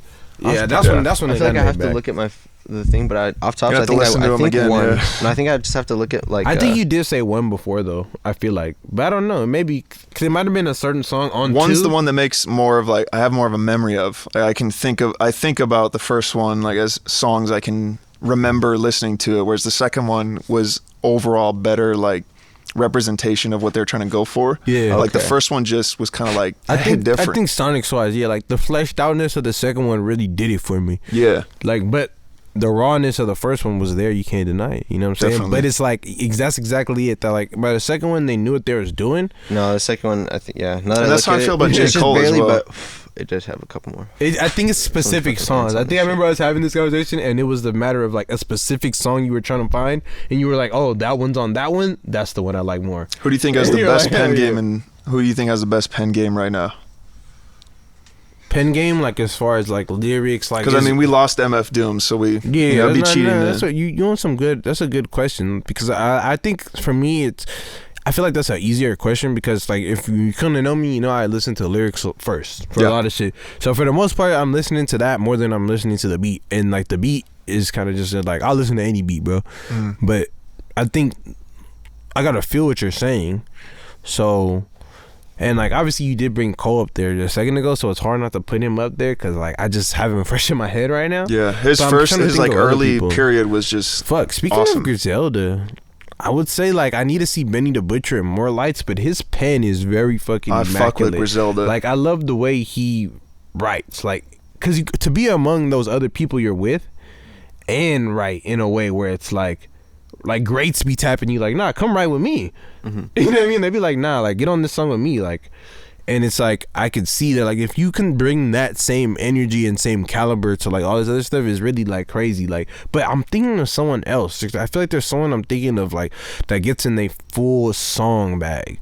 Where I'm thinking of like a Dominic Fike type of character. Like it's not him, but there's someone like that. Like it might be like. I think Black Thought's really underrated. Yeah, Black Thought's pretty good. Black Thought's His dope. freestyles blow me away. Like just the words that he manages to fit in the rhythms that he chooses. Like his flow doesn't stop for a second. And as a rapper though, right? Like not like a. Yeah, no, he's a rapper. Yeah. No, I'm saying I know he's a rapper. I mean, like you're saying, like in this question, like a rapper, right? Like Yeah, like I pen can't be game Frank wise. Ocean, cause I'll be Frank Franco, but I think he'll get all these niggas out of here. Frank is right. If he drops another fucking album, it's been like 6 years almost. Like I think he Dude can, must I be think his mixing pen, still. I think his pen is solid gold. Yeah. he can put it. It's like in a safe in his pad. He's like, let me get that out real quick. All right, another A or B question. He's like, Is it Channel Orange or is it Blonde? Blonde is like that's the safe choice. That's the one everyone Channel said. Orange. Channel Orange is more Channel of like a Orange is the bop. safer choice for me. But I feel like Channel Orange is more of a bop, but Blonde goes more of like when you're I feel like that would be the more Like- against the grain choice, Blonde. Like you know what I mean? Than like the obvious one. Blonde is the Rolling Stones, like this is the top album of all time, whereas like Channel Orange is the people's favorite. Yeah, that's the one what I where it's mean. like That's you what I can get mean, into it. It's yeah. more accessible, whereas the second one is a lot more confessional. Definitely, It's yeah, almost yeah, like yeah. he's not even judging. Like when he talks about not doing drugs, like I think we all know he's probably done them at some point. Like Well, most not- artists that no, are like bro, super let's famous. Talk about like- sequencing, bro. It's all about sequencing. So the sequencing is the difference, not the sound next between song them. After that, he's talking about doing acid, nigga. but Blonde has nights Like on it. Though. I'm pretty but like the song where he's talking about like yo I don't do drugs, da, da, da. And then it's like that song goes off and his mom's like yo I don't do drugs, and then the next song comes on he's like I'm going upstairs out there. Like, Yeah, I'm so like, it has what? that sequencing where it's transitioning like, so it's the saying narrative. what you're saying where it's like it's not saying that but you can assume because of the because of the sequencing. Yeah. It's saying something in the sequencing.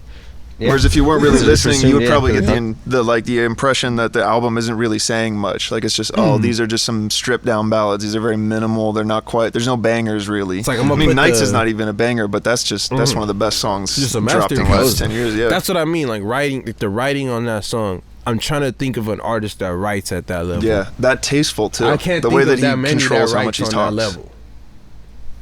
Like that's like Kanye. Like that song reminds me of Kanye Flashing Lights. Such a great track. You know what I mean? Like the way he wrote that song reminds me of like how that song was written. And I'm like, damn, who writes like that? Like, Yeah. like there's And then even those, like, captivating little people that- lines, There's yeah. performers. Don't get me wrong, there's deliverers, but who writes like that? Yeah. It's that confidence in their vision. So even those little tiny lines, you're like, that was kind of whack. You know, you hear the rest of the song, you go, no, that's amazing. I mean, Like Kanye's dropped some terrible bars. Eminem is just, I don't know what's happening with that guy. Yeah. I mean, he's done some good stuff, and he's still one of the most talented people in the game, obviously. It's like his records, it's almost like he wants to do something so different from the last one that he never does like what people would want. You heard him flip idea and idea, like idea. Like that's when I checked out. Okay, actually, as you said that, so now if I'm thinking like, oh my goodness. I missed it when he rhymed a word with diarrhea. Yeah. See what I mean? Like that's when I was out. Revival is when that came around, like. I'm trying to think of like who I'd put in this, and this is so hard because I feel like so many different like artists are so good in like different lanes that they're in. But I don't know why I feel like you think about who be hitting you in your soul with the shit that they be saying though. Like fuck how it sound, like the shit they be saying. Like, I was gonna say I think you said Alive though, right? It doesn't matter. we didn't really put that. I mean, you could just say someone Alive who's would be not been easier around because it. I feel like Dead is a cop out. Like we could think of some dead ass great writers. Yeah. I mean, if you ask me who I thought had the best pen game, I'd probably just say MF Doom if he was still around. Yeah, we could think of someone like I mean, that. shit. Have you like read what he's actually written? Sometimes it's better than listening to it, and that's insane to think about. I wish Earl had more like Earl captivating Sweatshirt, right? delivery a lot of times. Yeah. Because sometimes he be lacking on his captivating delivery, but then like when you read the shit he's saying, it's like as good as that. So I'm like, fuck, why didn't you just say that shit a little bit more? The lyrics definitely change how you think of the sound. Yeah. That's the only person where it's almost like it's so much lacking in there sometimes that I can't fucking like put him up there. Only because it'd be so boring sometimes where I'm just like, I literally am like, bro, like you're reading to me. Yeah, it doesn't captivate you. You're just quite. reading, like you're not even saying this shit. That's wild. I feel like I don't know. When it comes to pen game, I feel like the one I'm thinking Alive that makes me really like think every time that like I feel like you're gonna say like Ka, which I could believe because I don't really listen to him that well, but I know the critique of him is that it's more so about, even though he got the pen, but it's like on the Black Dot that's the wave. 50-50 where it's like he has so much so of a pen, but he has so much so delivery and that almost overshadows it. But he's not lacking in the pen department enough to where it's like you don't throw him in there. You get what I'm saying? That's Both the tough writers and part. Outkast are like that as well. Andre. Yeah, big boys like that for sure. Boys will, where it's but almost so like good. where it's like you can't not throw him in there, but you know his delivery does damn near overshadow his bars. Like it's just damn near known that like Andre is who you looking at what he's saying. Yeah, That's what I was he's gonna- the one I that was makes you gonna pay say Andre attention was to one the of the song. ones that like when I think about like living, I think it was honestly I was gonna say Andre is like That's a Final good one. Scene, and also Mac. Like Mac Miller Mac, is one of yeah. the ones that like when I really like go back and listen Those are two to great like the ones. lyrics, I'm like, damn, dude, this shit hits a different way. Like, That is such a good example because when you look at how he released those, the context of his creative vision, how it changed throughout the years. I mean, the best album he released was the one that was released after he died. It was mostly done, but like he was in such a terrible place in life, and yet he dropped the most meaningful and like emotional lyrics. I mean, I think all of us, we hear the song like Good News, bro, tears. Nah, At his the writing least. was really like prolific, bro. Like in that regard, like he was really like able to write from a sense that was in the present, but was like very like future, like was very like ahead. You know what I'm saying? Like, and I think that was really always admirable about him. Like he was able to get out of his body, like when it came to the music shit. Yeah. Like he was able to just be like, and that's what good writers can do. Like they can really like keep their personal shit in there, but in a way that it's like I don't know, like in It's a shared. yeah, like in a way where they write it so open and so like you're watching yourself go through this shit. Like that was very much so. I always felt him talk about it like he was in his shit, and it's serious because you're making it. You know what I mean? But he was making it so much so like he's a character in the movie he's crafting. Like I always thought that was really like fucking like potent, bro.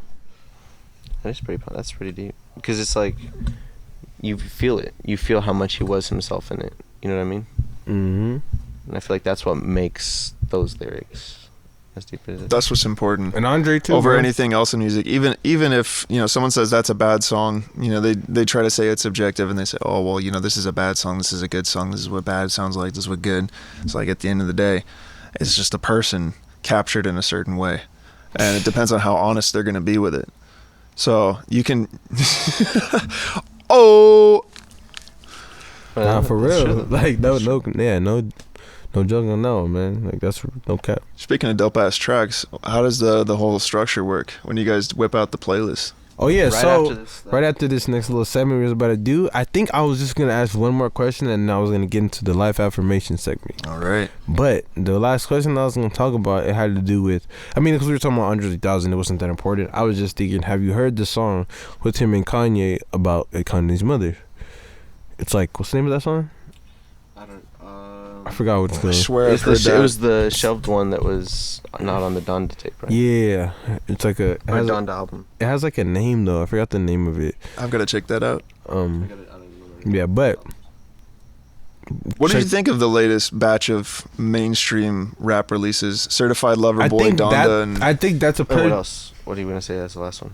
I forgot what the other one was because I didn't hear it yet, so I just forgot. But like the three major ones that came out recently, I forgot. What was the other one? Maybe a young boy. I don't know. It Was it wasn't Baby Trippie Keem? Red. It was like Baby Keem? I think so. Yeah.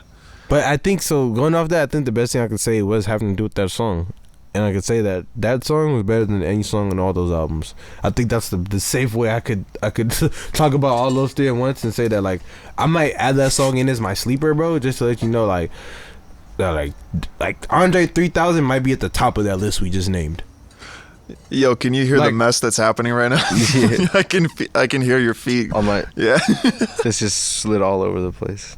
But yeah, Andre 3000, you were saying is on top. I think of that he might list. be on the top of that list you described, and like that song proved it to me to where it's like there was moments like on the Kanye album where I got little glimpses of like of that because I got people being personal, and that's Yeah. and that's where you have those moments, but it was nothing like that though. It was nothing like that song I heard, bro. Like, you know what I mean? Like where that shit was like, Resonated. at least from him, like he was being fucking like.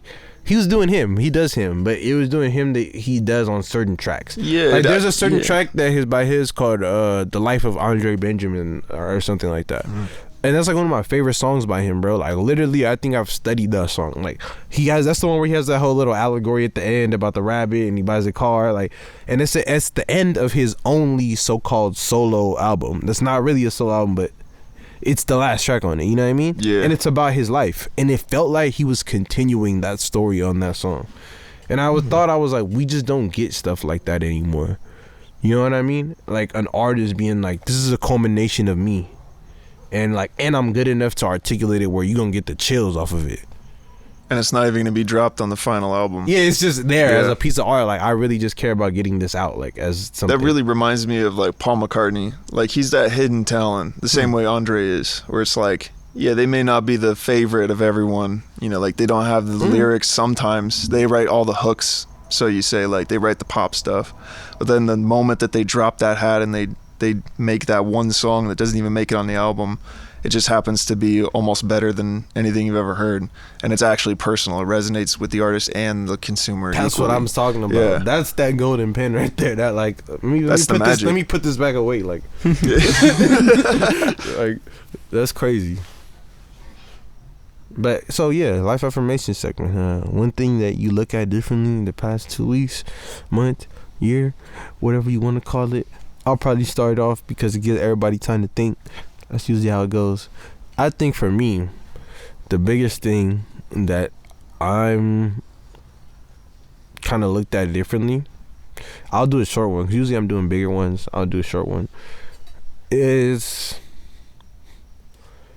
the I'm looking at a little bit differently the benefit and risk of like getting recommended at a job by someone else. Cause short story, I work at a job, but I was gonna get another job, right? I haven't told Mauricio this, but this is interesting because I'm curious, man. because I've been thinking about this differently because of this, right? So someone at the job who recommended me this new job, they told me, oh, I got the job, that I got the interview, I was gonna be busting tables at the spot in Hollywood, like to make some extra money on the start of my job. But I guess this will stop responding to me all of a sudden, and then like he hit me up a few days ago and was like, oh, now I forgot to follow up, I got fired. And I was like, what you mean you got fired? Like, how'd you get fired? Like, and then he was like basically saying like, so and so, like, this is a long story, but I got caught drinking on the job. But mind you, a week before though, this person tells me, they see me and they tell me like, oh nah, you got the job, you gonna get, and someone just got fired. So they're gonna be looking to hire people. He was like, we was drinking. He was like, someone came in, a famous person. We was there late, busting tables, was drinking with the boss, and like the homie fell asleep there. He didn't go home. He got fired. So they're gonna be looking to hire new people. But mind you, he already told me they was turning up with the boss. So then a week later, he told me he get fired for drinking. And he said the dude who I did the interview with got fired too. Damn. So the homie that hired me also got fired. So now I'm like, damn. But this as a whole did make me rethink the idea of getting recommended by a homie, because it do be the homie, but you also don't know the situation they're in at the job. And a lot of times you banking on their standing at the job to kind of be your representation. And then all of a sudden they're gone. You're that guy now. And then you're just, and I'm thought about it, and I was like, that even happened to me at Sprouts. Literally 2 weeks into working there, the homie that recommended you was bounced. Yeah. And I was just there like what? Like, you recommended me here, bro. You don't even work here. Oh, must have been a mistake. No. That's funny. That's wild though. So and what I are you was gonna like, do? should I still follow up? And he was like, yeah, like, no, he told me to just email the other lady, the one, because remember, that guy didn't even respond to me. He was like, oh, how'd you get? He was like, good thing it worked out. Like, he was like, the homie was telling me about you, like, because I emailed. Oh, that's right. Remember, like, so he told me Yeah. to still go through the other lady and just follow up. So I'm gonna just go through her and be like, so I heard something. That's my thing. Like, what do I even say? Like, be like, yo, I heard something went on. I just wanted to check on my application. That's wild though. That sucks that the homie got fired, but I then you got to think deal with this now. It just like, put me on a new train of thought, at least with that, as of recent, where I was like, well, a week ago I was looking at this one way, like, I was like, this is the plug up. And now I'm looking at it like, man, like, that was the plug up. But at the same time, now I'm associated with somebody who got fired at the job. that's that's the perspective now going into a place of like everyone's gonna see it as like, oh, this is the homie that just got fired, you know. And now I gotta come in and be like, either saving grace. You just gotta be prepared for all that comes with. I guess that's just what I might The take away. baggage that other people create for you. Yeah, because you don't know what they doing. You don't know what they doing, how they carrying themselves. You might have an idea, but you really don't know until you in there and you seeing how they moving in there. It's some real shit. That's true though. Like, for me personally, I've been thinking a lot about like I feel like it's so hard to in nowadays sometimes to like in certain situations to be able to like be flirty with certain people. Like you see them out in like social settings and you're like, what is really like the capability of like, because like I analyze, because I get to see like a lot of different people interact in a lot of different ways, and I love seeing that.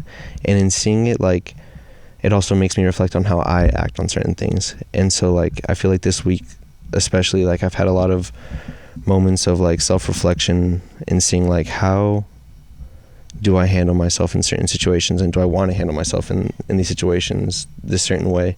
And a lot of it comes down to like just approach into like, I don't know, in that being like the casual flirtiness, you know what I mean? Like I feel like there's so hard of like, it's one of those things where in this world we live in that it's like innate for some people that they like, that's just their wave, and like that's just how they handle themselves, and like another half of the world like just doesn't. Want to hear my think piece? Go for it. I think that we lost that shit. Like, I think it's gone. I think it's gone.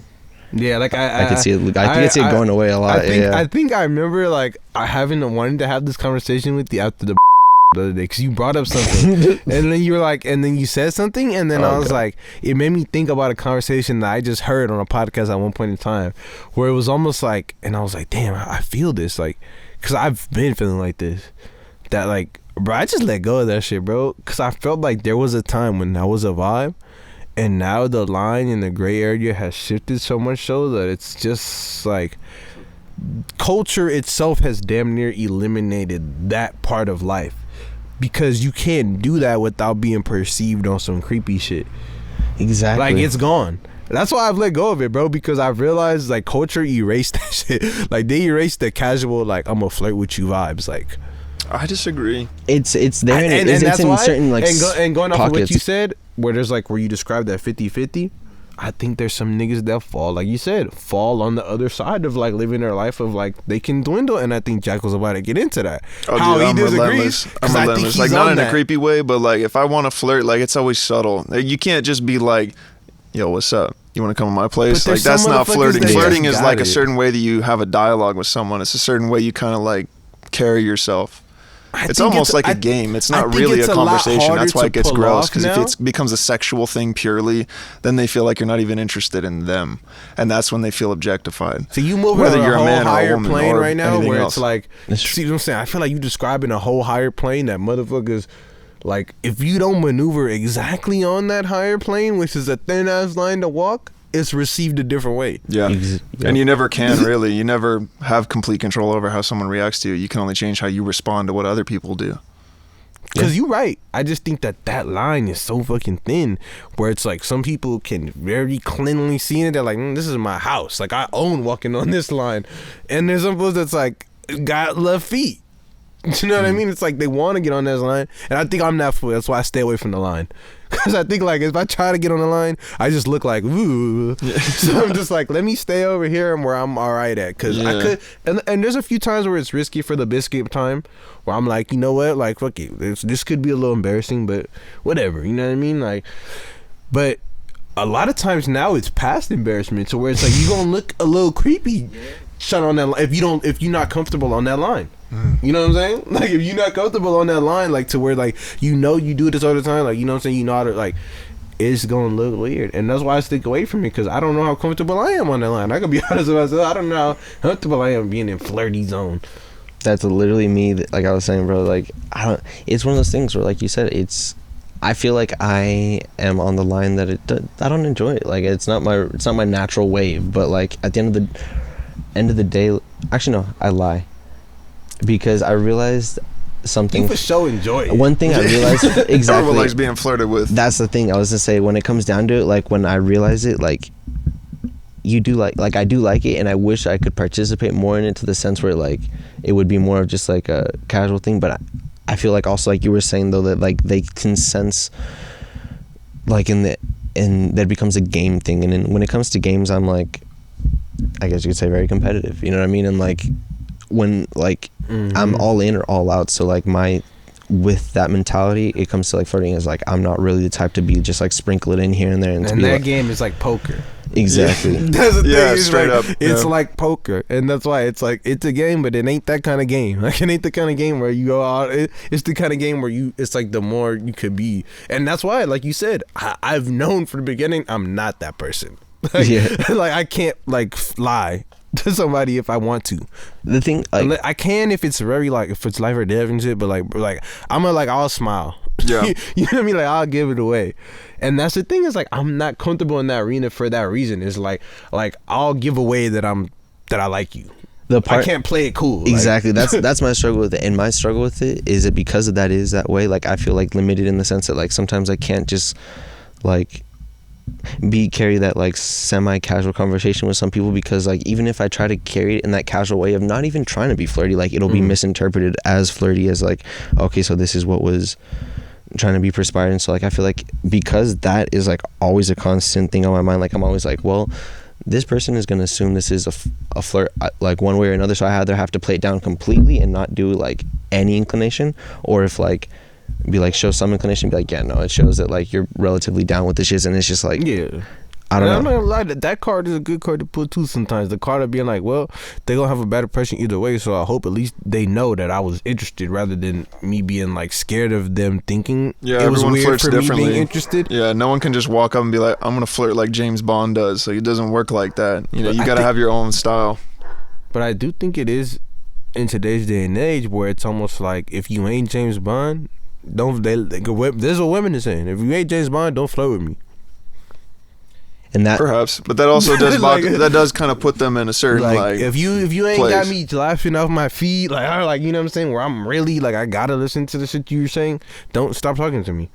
and that's my point, bro, because I'm seeing so much of that. Like, I see certain people, how easily they can just kind of semi-maneuver into conversations with that, and it's just like, I get it, but also I see the burnout, because like, it's so ungenuine that I know that it doesn't. It's such a game. Like, it's so based on that game. Yeah. It's weird. It's a weird societal That's game why that we I live choose to be like, you know what? We live in a Fuck society, it, bro. I'll kick back. We I'll do. see what We do. comes my way. I'll jump out when I need to jump out. But like, I try not to jump out as much, even though it's times two. Only because I know that it's just like, even as much as I want to try to put out, it's like something on Baby Keem's song, man. He said something on his song where he was like, it was about like feeling like your heart, your emotions always get misconstrued or interpreted. And I felt that a lot, because it's like, no matter how much you want to interpret something, you want to put out one thing, a lot of times it's gonna get interpreted another way.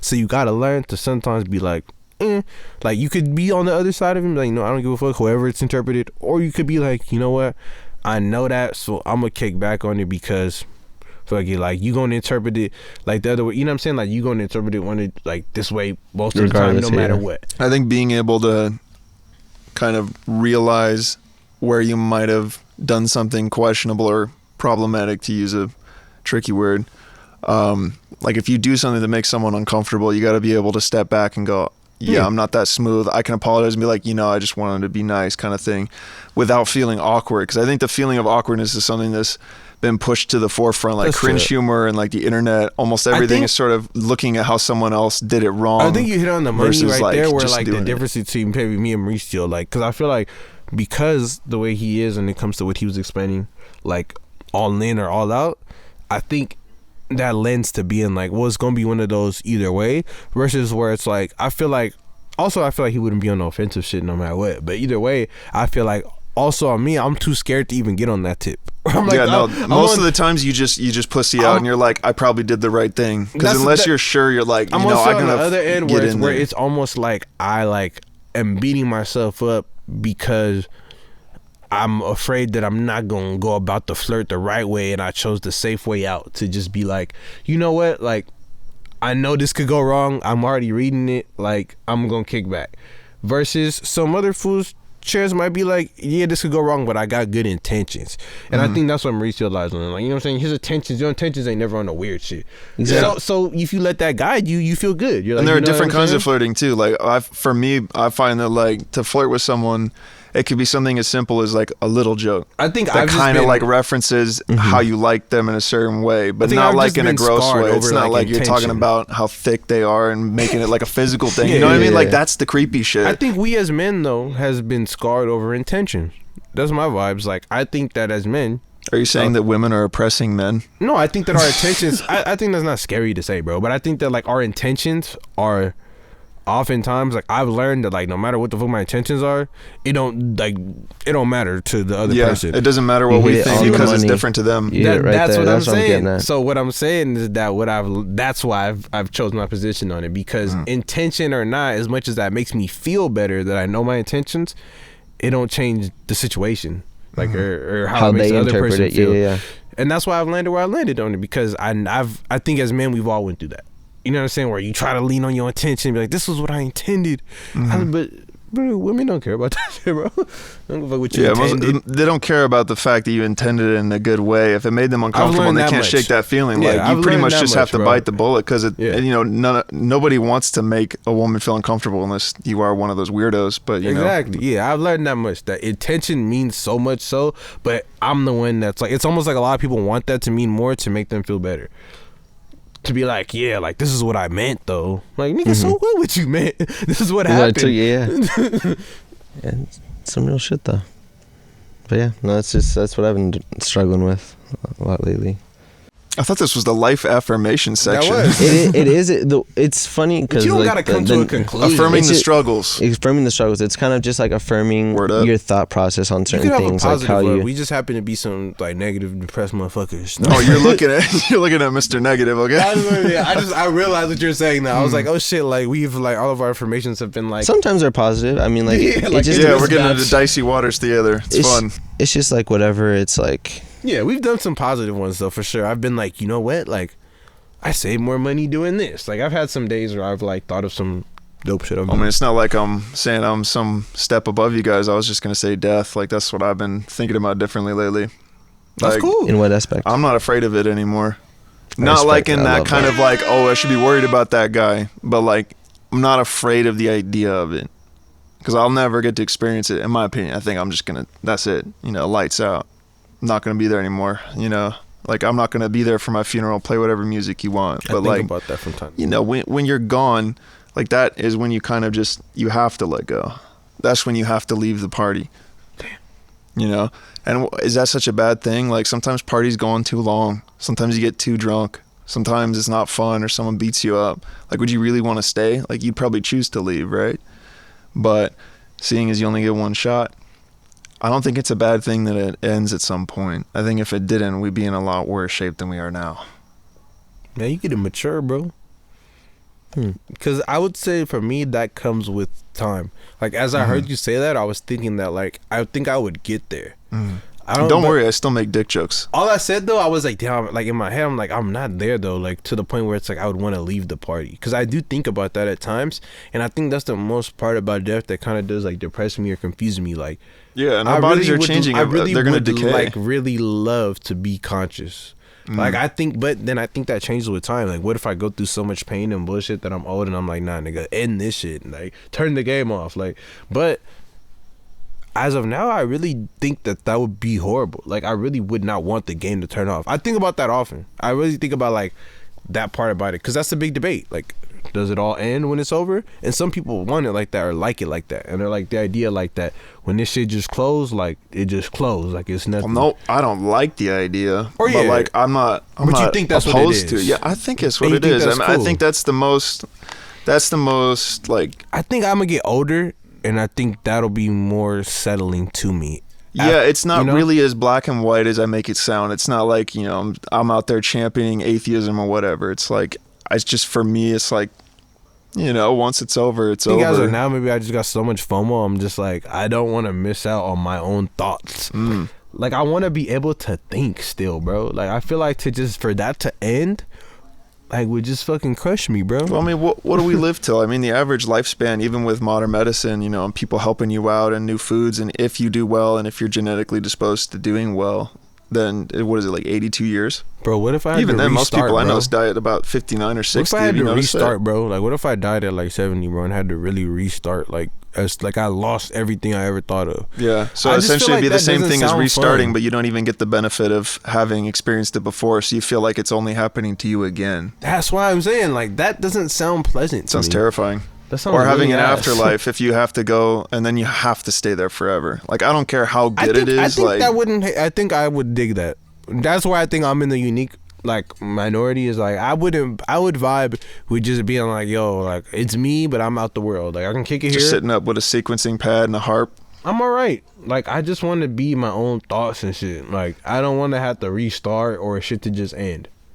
But maybe I haven't been through enough pain or bullshit for it to restart. I don't think it's a level of pain. I think it's like it's a humbling that happens when you really think about it. Because when you try to think about anything, you're really just putting all of your energy into a certain pattern in your brain. So you're not really thinking outside of yourself. You can never get outside of it. I'm very much a Sartrean kind of guy. I agree that like there's no objective reality that we can perceive because we're all part of our own subjective.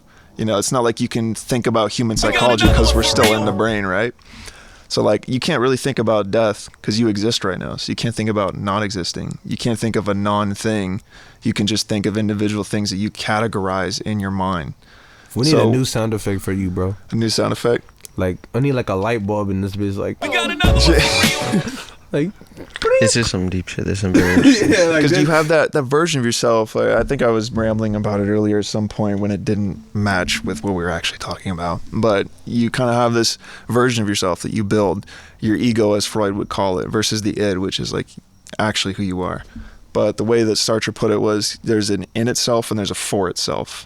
The in itself is like your body itself. It's going to die at some point. It's always changing. Your consciousness is housed in it. It is it, basically. Your body is your consciousness. From a certain perspective, obviously. I don't want to make it sound like I'm the one with the answers. That sounds like a vibe though. But the for itself is like your brain has to make that. Like, how would you know not to walk off? Like, not to climb over that and jump off unless you had some kind of abstract way of thinking, oh, well, because things fall over and I've seen them happen before. like, yeah, you've seen it before, but you never really know if you saw shit. You know, reality is one of the biggest themes in movies and fiction and storytelling for a reason, because we never really Inception, get like baby. the first one. Yeah, It's weird. even within your own mind, there's infinite ways you can get lost.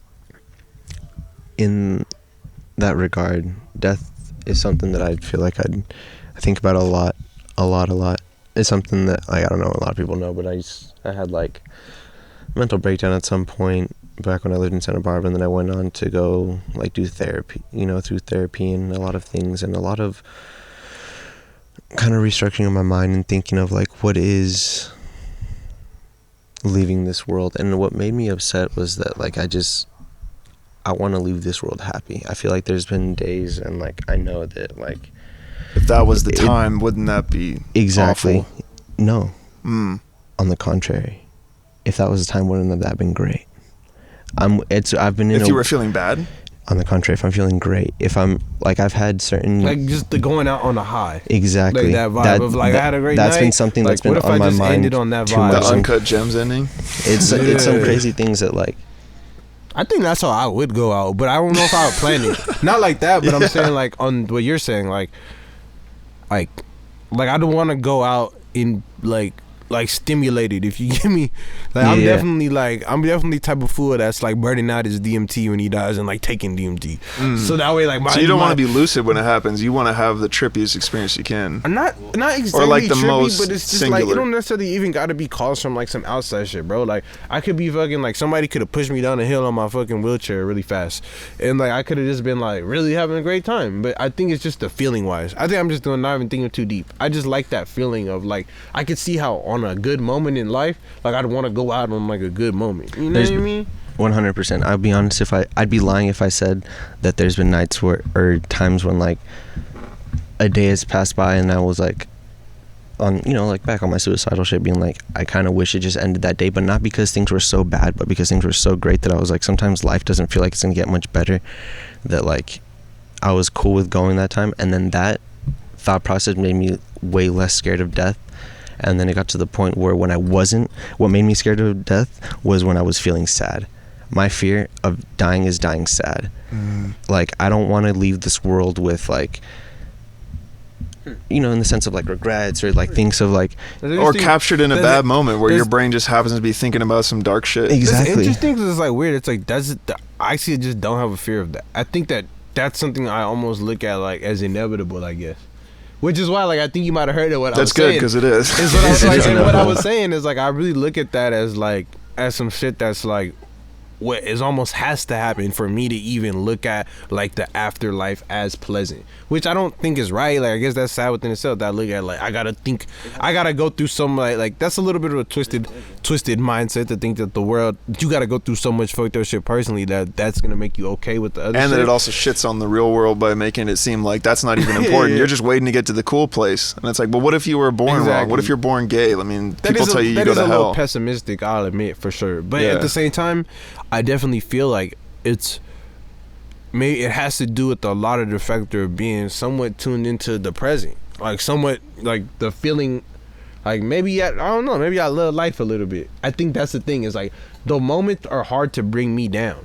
Like I feel like it's gonna be hard for me to get to that point, even though I do see that point as necessary. I agree. It's almost like I don't know how I'm gonna end up there when like it's a lot of like, as long as I keep refocusing myself to get like joy out of like the little things in life.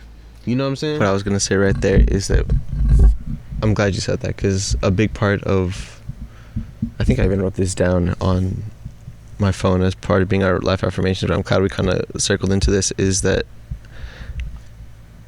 the way to be happy is to restructure how you be or how you're sad, in my opinion. Like, I feel like a good way to approach something is to approach the opposite of it. Like, Yeah, that makes sense. You know what I mean? Because that makes sense of what I'm saying, where it's almost like I'm more so focused on being happy, like being at peace with the day-to-day shit, that is hard for me to eventually turn sad. exactly. And it's focusing on that, and it's just trying to be more like, you know what? No, like, this is, life is this. Life is about just kind of enjoying the moment, living in the moment. You know what I mean? And in certain, like, and enjoying that more, but also being cognizant of when there's certain moments of like life is so great that you're just like, if it were to go right now.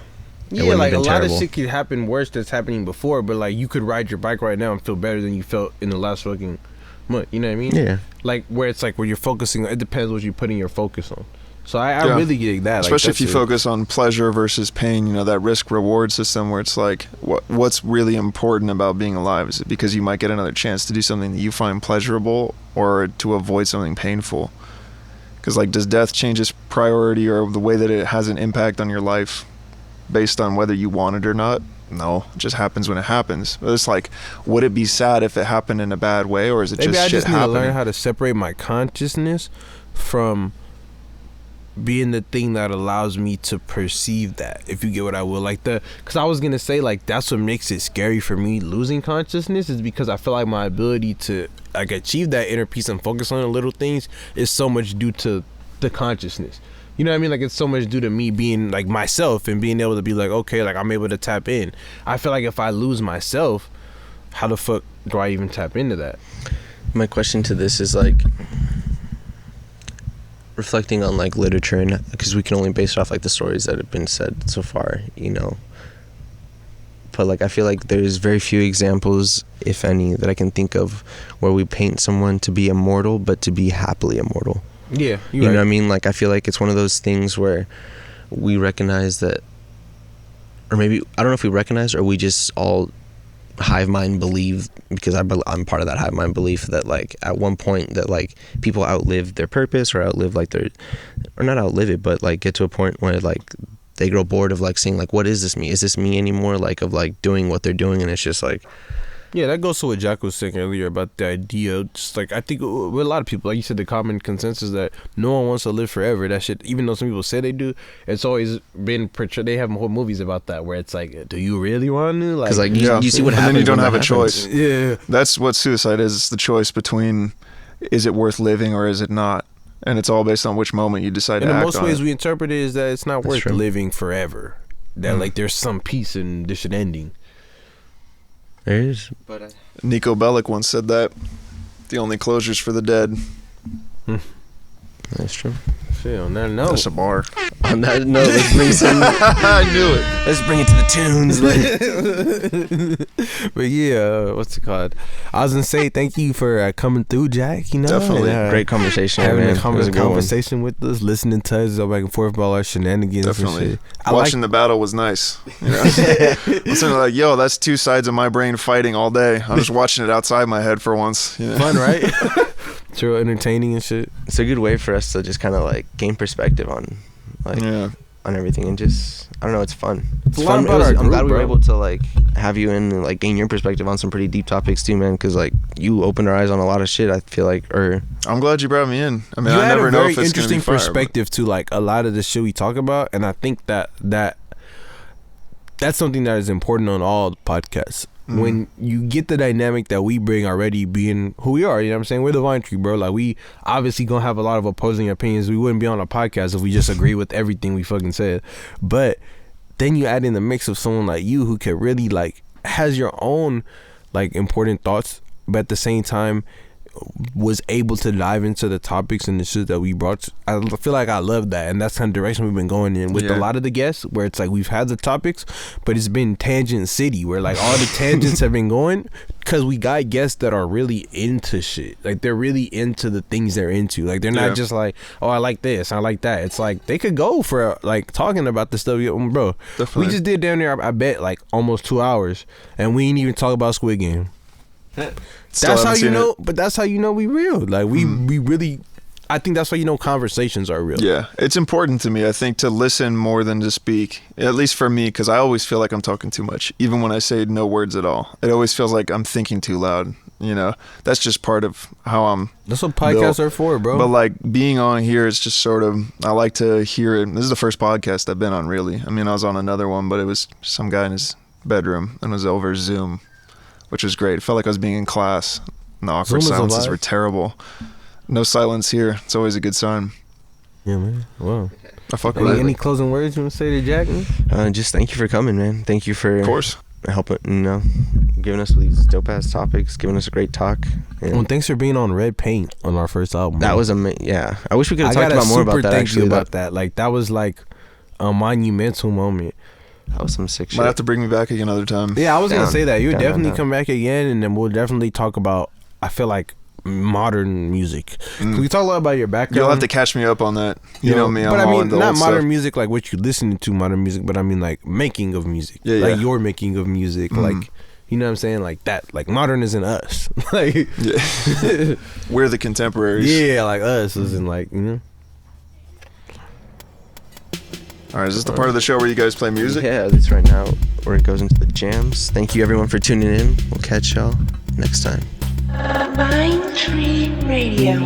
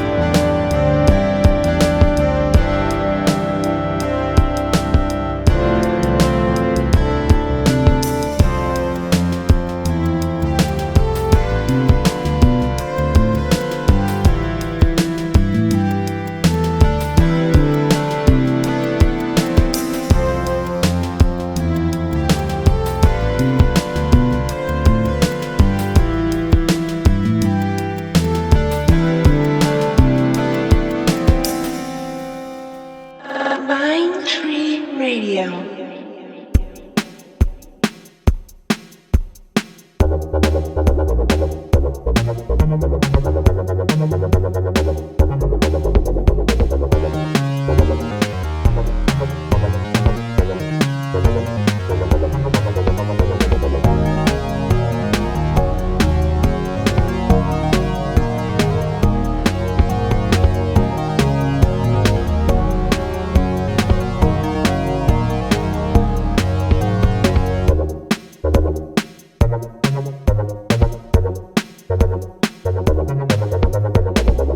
Pine Tree Radio.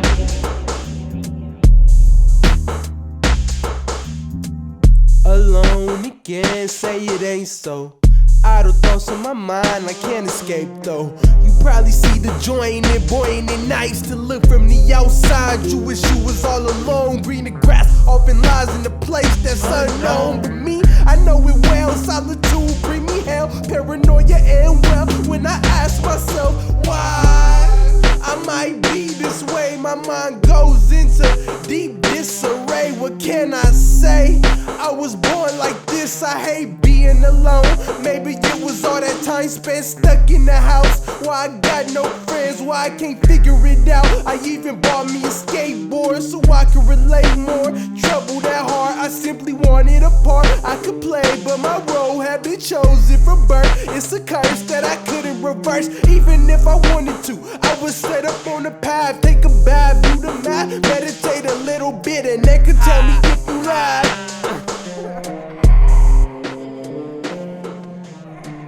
Angels leave me be, I can't escape them. All alone in my mind, I drift away So easily, All alone in my mind, I drift away so easily, All alone in my mind, I drift away so easily, so easily, so easily, so easily, so All alone in my mind, I drift away so easily, so easily, so easily, so easily, so All alone in my mind, I drift away so easily. Pine Tree Radio. Don't invite me to no event. I don't give a fuck about rules. I ain't fucking none of these hoes. I ain't fucking none of these dudes. I ain't playing none of them games. I'm rhyming over this beat. I'm top rhyming in the heat. I've been broke as a motherfucker too. You don't wanna play these games. You know what I could do. This shit life or death. You think that I'm gon' play? I kill you for your $1 and shoelace in your plate. So don't fuck with my squad. We don't play none of this shit. I'm about to go berserk. And then I'm out this bitch. And we are out of time, folks.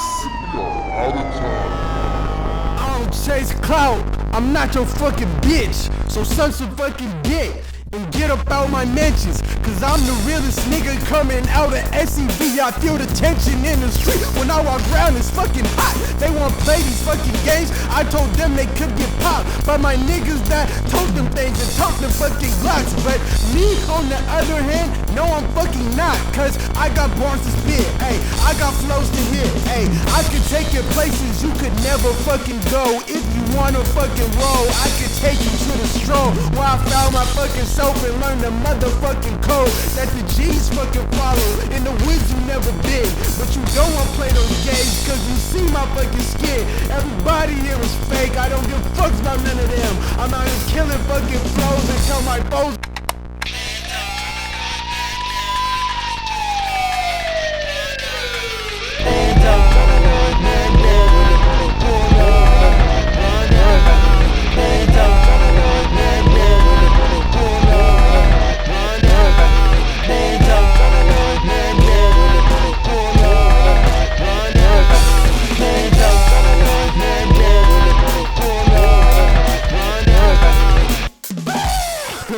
To scream on this shit, bro. It's like too much. It's like it's louder than you. Damn, I don't think I'm gonna scream. I don't think I want to scream. I just want to rap really hard. Like that'll be my scream. Mind Tree Radio.